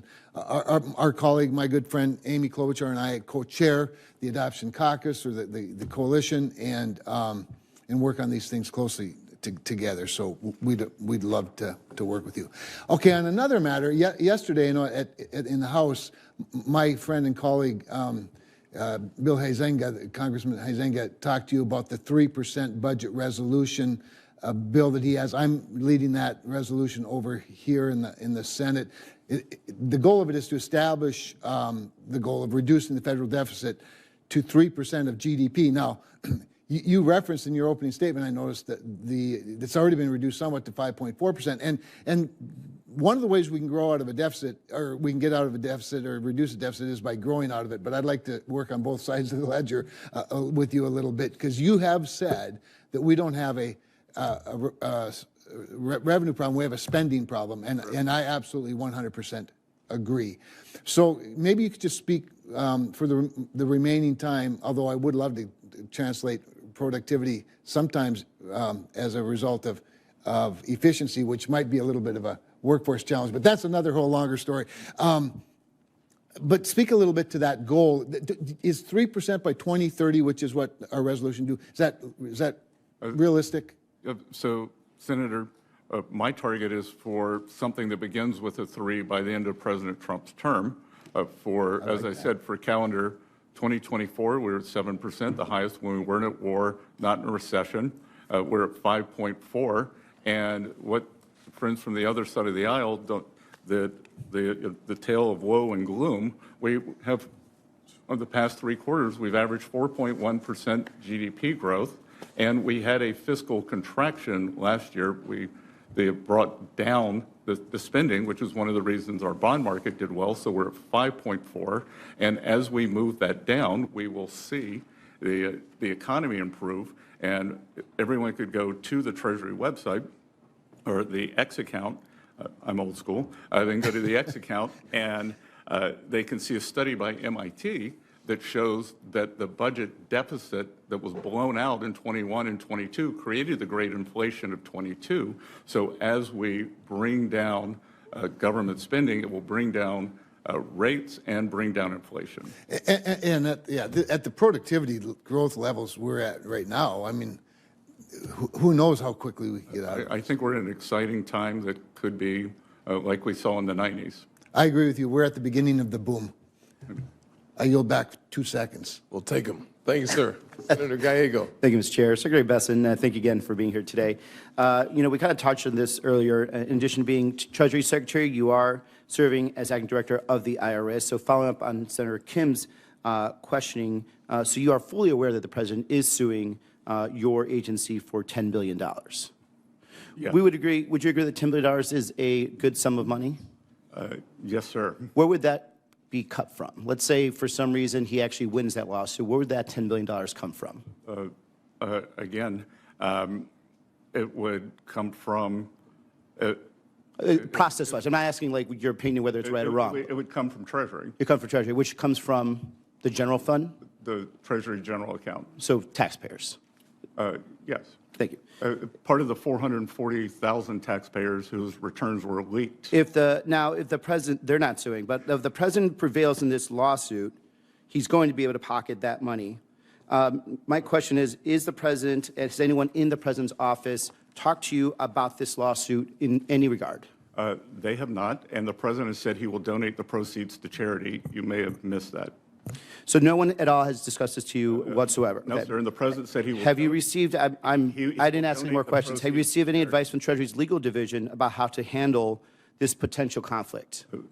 This is a Justice Department matter. They represent Treasury in it. Have someone from the Department of Justice actually come and talk to you saying that this is their purview and you need to stay out of it? Or who has discussed to you what is your role in this? Our general counsel, who's sitting behind me, has told me that it is a Justice Department matter. The Justice Department defends Treasury in matters like this. Okay, so it has been discussed with you. Do you have any final say at all in the process of this? Or is the DOJ just going to instruct you to cut a check and or settle, and you have no independence to actually make a decision whether or not the president deserves $10 billion? Again, that is a DOJ matter. And so the DOJ will entirely make that decision whether or not the president should receive $10 billion. You have no say at all. Correct. So you would just have to write the check if you were told to write the check. Correct. And you would write the check willingly if you're told by a DOJ to the president. I will follow the law, Senator. Okay. I mean, I think for many of us, this is very simple, and I think if this had been happening in any other countries, it would look an absolute, like a total shakedown of the American taxpayer. Are you also aware that President Trump has filed claims seeking $230 million from the Justice Department for investigations conducted during his previous candidacy? I'm unaware of the cumulative number. Okay. So if the president wins or settles these claims, that money will come also from the Treasury Judgment Fund, which you do control. Have you recused yourself from any decisions about paying the president on these claims? Again, I'll follow the law, and I'm not involved with any of this. It stems from justice. So even though the Treasury Judgment Fund is called the Treasury Judgment Fund, you have no control over the Treasury Judgment Fund? We act as paymaster. So you will sign it then? Sorry? You will sign the check then? If you're a paymaster, you'd be the person's signature is to the Treasury Judgment Fund? I would assume it would be a wire transfer. Yes, I'm assuming we're not that old school. Yep. But that being said, so you have no say in this whatsoever. You will only basically follow what the DOJ says, but you're the person that actually is the final person that pushes send, essentially, on the wire transfer. Yes. And even if you feel or that it is unjust, the fact that this president is basically plundering U.S. taxpayer dollars, you will still hit that send button. Even if I believe that 6103, the IRS tax code, was violated and 440,000 taxpayers were leaked. So back to this other thing. So now, you do believe, though, I mean, do you understand why some of us see a problem with that? And let me ask just a very simple question. Do you work for the President of the United States? I work for the American people. So can the president fire you? Or he can. He can fire you, correct? Yes. So isn't it a conflict of interest that you're going to be making these decisions and the president has full power over you? I think you're confused, Senator. I am not part of the decision. Well, you're certainly a person that send on the wire transfer, and I think that's why there's a lot of people that are actually do not trust and do not trust the president's actually looking out his best interest. I guess you're saying that I'm controlling the time here. I'm controlling it. You're not obeying the law. You're plundering U.S. taxpayer dollars. Plundering U.S. taxpayer dollars. Plundering taxpayer dollars. Plundering. Thank you. You'll back. Okay. Senator McCormick is now recognized. Thank you. Mr. Secretary, welcome. In Pennsylvania, we're fortunate to have abundant energy resources, as you know, when you attended our summit, a skilled workforce, and world-class universities. The pro-growth policies of President Trump have enabled the Commonwealth to capitalize on this optimism and investor confidence, and it's attracted billions in investment and spurred growth. The working families' tax cuts are set to deliver more than $600 billion, a new relief to the middle class. And still, there's more to be done. Permitting reform, for example, would unlock billions, perhaps trillions of dollars that sits on the sideline right now. And so, Secretary Bessent, would you talk for a minute about permitting reform and how important those reforms are to unlock additional growth beyond the fantastic growth we've seen so far? Well, as I've often said, Senator, the president's economic program is a three-legged stool: trade, tax, and dereg. And permanent reform is a very important part of the deregulatory agenda. And as we've seen, more supply also pushes down inflation and increases economic growth. I think it is the deregulatory agenda is the most unsung part of the president's agenda. Yeah, I couldn't agree more with that. And, there's going to be a big push, I think, from the Senate. There's already been legislation in the House. And, Mr. Secretary, looking forward to your support for a permitting reform package, which I think could really stimulate further the president's agenda. Second question, the Working Families Tax Cuts also created Trump accounts, a new tool, creative, sort of really remarkable moment to support families and build wealth for the next generation. Can you talk just for a minute about the motivation for the program and what do you think this is going to be able to accomplish? Senator, 38% of American households do not have any exposure to the U.S. equity market. So for the next 4 years, as a $1,000 seed investment is made to all newborns, it will bring them into the system and set them on a path. There can be contributions from family members, from employers, from philanthropies, from philanthropists, and we believe that over 20 states will do this. So it is going to, over time, allow all families to have a share of the great American innovation and growth economy. As people I meet in Pennsylvania hear about this and understand what it means for their kids, their families, I mean, it's a really incredible step, and I hope it's something we can really formalize and make part of not just this great administration, but future ones. Well, I think too, Senator, and thank you for your leadership on this, that I have been a longtime advocate of financial literacy, and I think that this will be a real-time experiment in financial literacy as the families, as the children are able to look at their accounts on their phone and be part of this growth. I think that it will become very real and engaging for them. Yeah, I agree. Final question. As you know, the trajectory of U.S. debt is unsustainable. Net interest payments alone account for 14% of total government spending, and higher debt levels combined with high interest rates put upward pressure on the cost to service our debt. Further, $10 trillion of government debt will mature over the next year and roll over, which is a little less than a third, I guess, of debt outstanding. Can you discuss briefly the conditions in the U.S. Treasury market and the trends you're monitoring as we enter this period? So, Senator, thus far the market has been very resilient. We've had some of our best auctions in a long time this year. We're seeing very good foreign demand. But as you said, the trajectory, we have to get it back under control. As I talked earlier, we need to get back to something with a 3 in front of it in terms of deficit to GDP. Reason I came out from behind my desk was I was worried that many people, especially as Vice President Harris was campaigning, wanted to go into a European-style social democracy, low growth, raise taxes, growth lower, more taxes, unsustainable debt. So that's why at FSOC, we are focused on growth as desirable, but also a lack of growth as a financial stability risk. Good. I don't have time for a final question, but I will just say I want to compliment you and the administration, and OFAC in particular, for the maximum pressure campaign on Iran and what that means for supporting freedom in Iran. So thank you for that. Thank you, your team. Thank you. Senator Blunt, Rochester. Thank you, Ranking Member Warren and Mr. Secretary, for your presentation of the 2025 annual report. Mr. Secretary, in your testimony, you talked about avoiding, quote, regulation by reflex and focusing on growth instead of reacting to every potential risk. You say FSOC is, quote, tuning out the white noise to concentrate on the issues that matter most. From my constituent calls and emails and conversations, I know for most families, they don't experience economic policy as white noise. They experience it through higher rent, higher medical bills, higher grocery prices, and just worrying that the next bill or price increase will push them over the edge. And it's why the Financial Stability Oversight Council's job is so important and why it can't wait until markets break.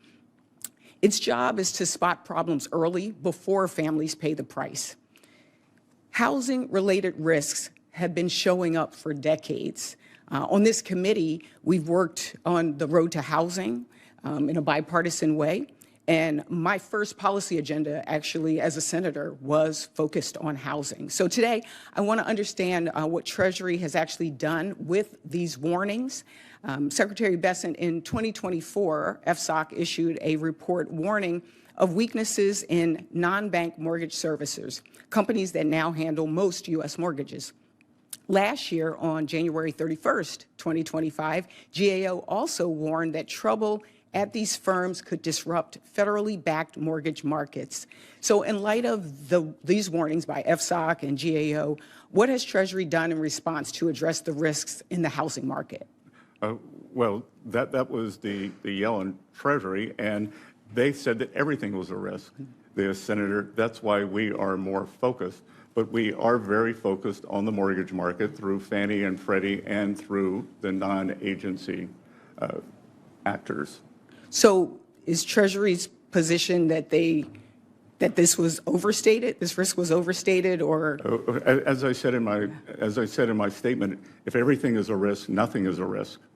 But I'm specifically asking on the issue of housing. Yes, I believe, and again, part of housing is being able to have tight spreads in the mortgage market, and we're at multi-year lows in the spreads versus treasuries, which tells me the mortgage market's very healthy, and we had the lowest mortgage rate in the past 3 years in January. Okay, so the mortgage, you're saying it's healthy. I know foreclosures are up 21%, mortgage delinquencies are 4-year high, I know all of that, but separately, your 2025 annual report notes that FSOC created a household resilience working group to identify early warning signs of household financial stress. It's my understanding that this working group was just created in December. Has it met yet? And what is it expected to produce? Again, it's exactly as it seems. It will be meeting monthly. It did not meet last month.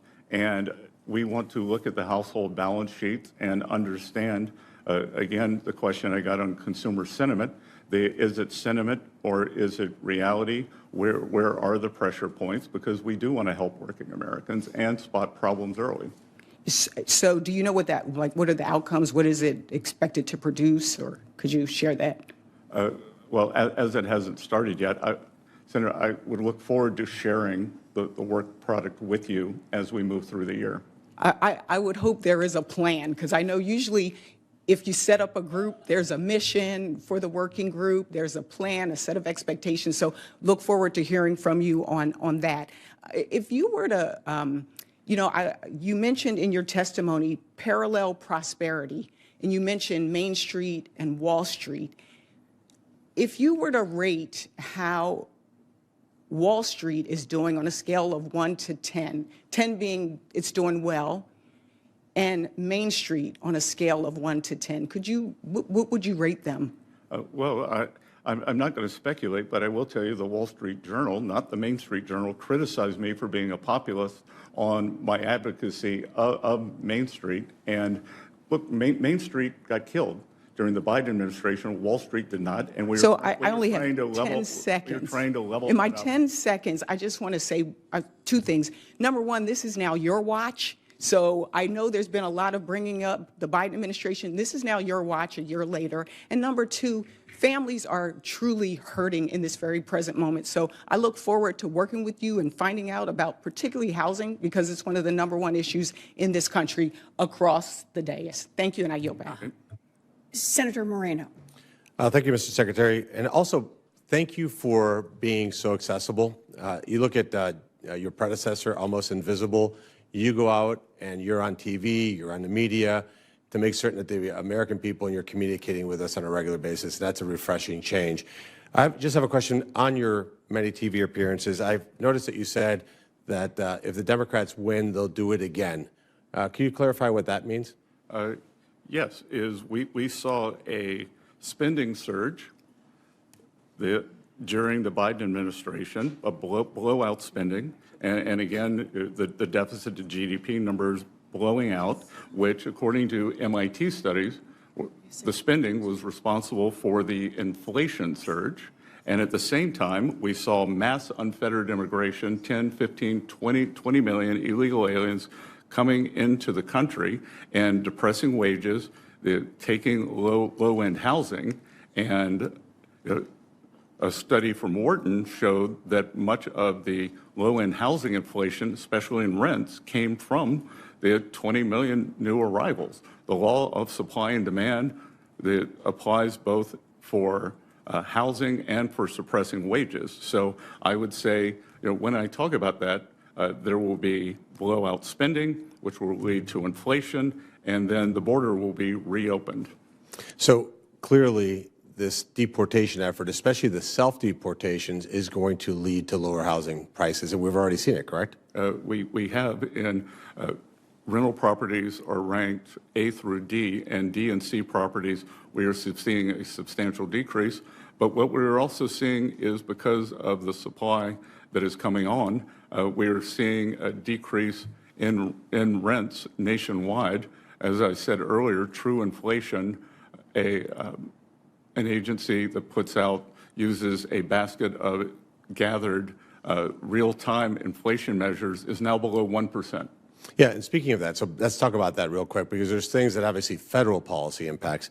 And so an underlying cost to a lot of these key baskets of goods is the price of gasoline. What's happened in the last 12 months? Well, price of gasoline is down substantially nationwide, and we expect it to continue going down. Also, diesel, which is an input for farmers, for truckers. So energy feeds into everything, whether it is food cost, whether it is manufacturing, and again, more supply and being on the side of the energy industry has resulted in lower prices. And the same thing can be said about the question you got at the beginning of this testimony about groceries. Eggs is an underlying ingredient in a lot of foods. What's happened to the price of eggs in the last 12 months? Well, the price of eggs is down substantially. The president had to wear that for a few months, and then the price of eggs collapsed thanks to a lot of measures taken by ag under his direction. But of course, we don't hear about egg prices anymore. I will say, in my hometown, Senator Scott's hometown, I've noticed that the egg surcharge has gone off the menu in the diner we both like. Right. But there's some things that the federal government can't control, and we had a conversation about electricity prices.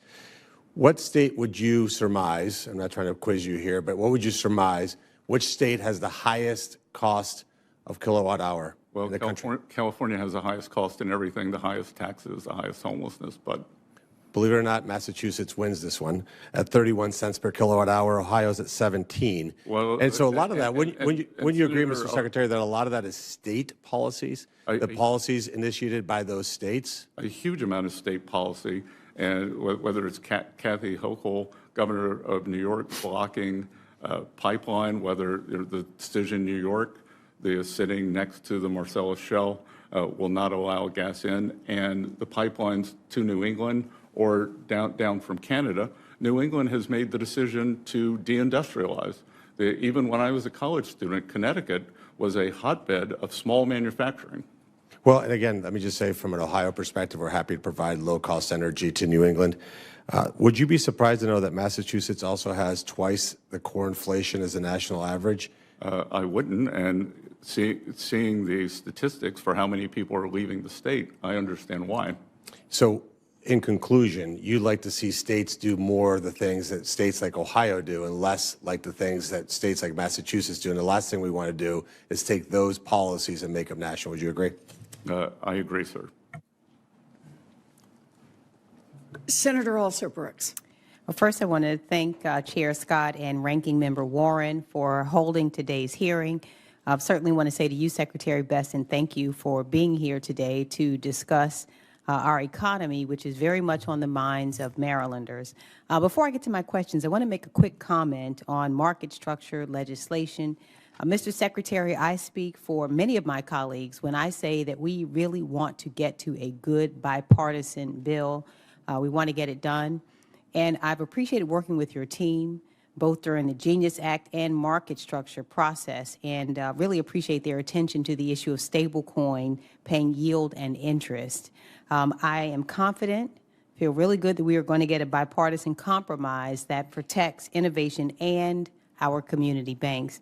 And I really encourage your continued work on that issue. Now, the 2025 FSOC report confirms that 60% of small business loans and 80% of agricultural loans come from community and regional banks. And I am very proud to be partnering with Senator Hagerty. He and I have a piece of legislation to increase stability for businesses and their customers by expanding the deposit insurance available for business checking accounts. And so I join many Maryland business owners, credit unions, and small banks who believe a targeted expansion of deposit insurance could strengthen confidence in our financial system.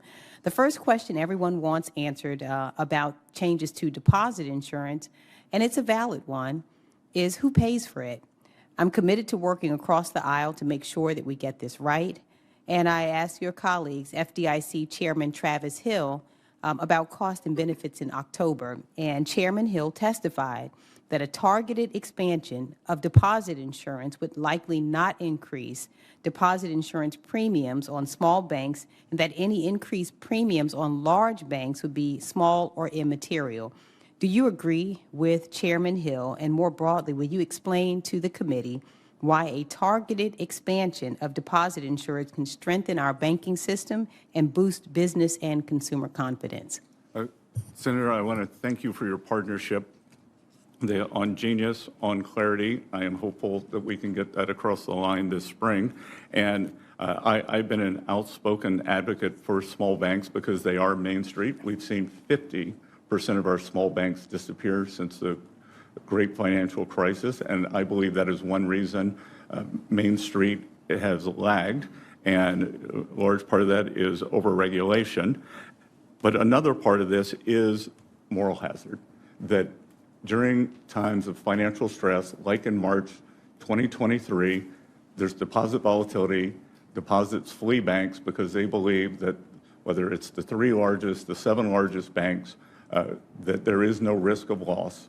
But if they stay with the community banks, and I've met personally with more than 200 community bankers, spoken to 1,000, but the 200 I've met with tell me they could have clients for 50, their families had them for 100 years, and the money goes to Wells Fargo and doesn't come back because exactly what you said, because there wasn't one business checking account that normally a payroll account. They say, I just can't lose this money. So we want, and once Wells Fargo gets it, they don't want to give it back, they offer. So, and as you get a decrease in deposits through the fractional banking system, then there is a reverse multiplier for lending. So the banks lower deposits, less lending available for Main Street. So I think that you and Senator Hagerty and I co-authored a piece in the Wall Street Journal. I think this is an extremely important piece of legislation. I would encourage your colleagues to pass it, and anything I can do to advocate for it, please let me know. Thank you. Now, one other question here. Mr. Secretary, I want to thank you for your public support for community development financial institutions. And that said, I also echo Senator Warner's concerns about the congressionally appropriated funds being released. Maryland CDFIs include banks and credit unions that provide crucial funding for businesses, housing, and access to capital in underserved communities. So I want to specifically mention 2 CDFIs serving in Maryland that regularly participate in the Banking Enterprise Award Program, which allows them to provide credit and financial services in some of the most distressed neighborhoods in Maryland. The White House Office of Management and Budget has withheld the notice of funding availability for the BEA program since March of 2025, and that's 11 months. And so if the notice is not published, CDFI banks cannot apply for funding. So in March, you said CDFIs are a key component in supporting Main Street America. Do you still stand by this statement? I am eagerly awaiting to have it released from OMB so that we can move it forward. As soon as it is released, we will follow our statutory duty and release to CDFIs. I'm also very happy to see CDFIs getting back to a core mission of prosperity and resilience for their community. Thank you so much, Mr. Secretary. Secretary Bessent, thank you for your leadership and your service to our country. You've talked many times about the ongoing burdens and effects of illegal immigration on our country as a result of the open border policies of the Biden administration. Last year, you said, quote, "If you're here illegally, there's no place for you in our financial system." And you also announced that the Treasury Department would propose regulations to cut off federal benefits and tax credits to illegal aliens. And I wondered if you could give us a status update on those rules.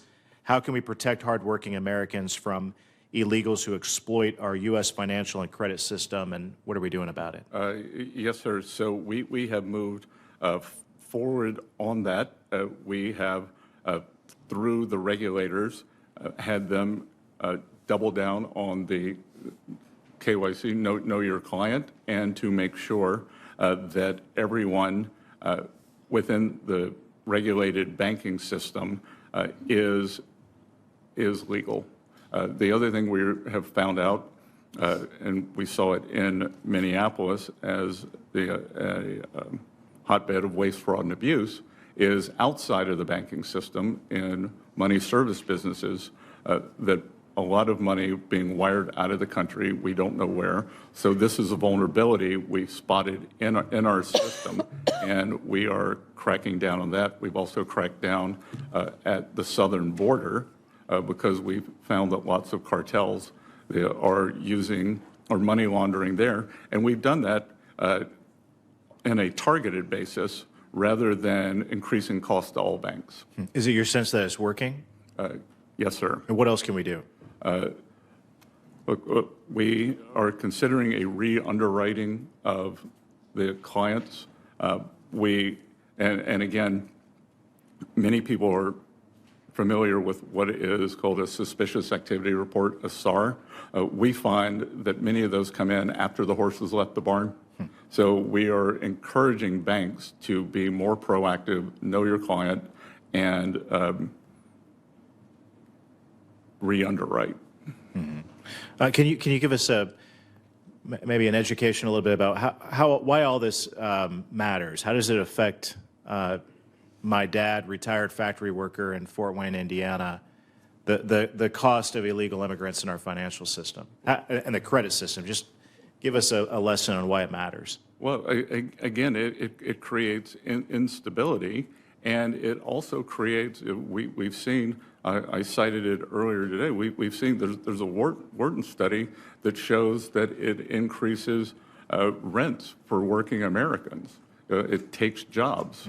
So we could think that if we look at household resilience for working Americans, they got clobbered because law of supply and demand applies that for low-wage earners, as you increase the workforce by 10, 15, 20 million in a very compressed period, then you're going to see the wage decreases.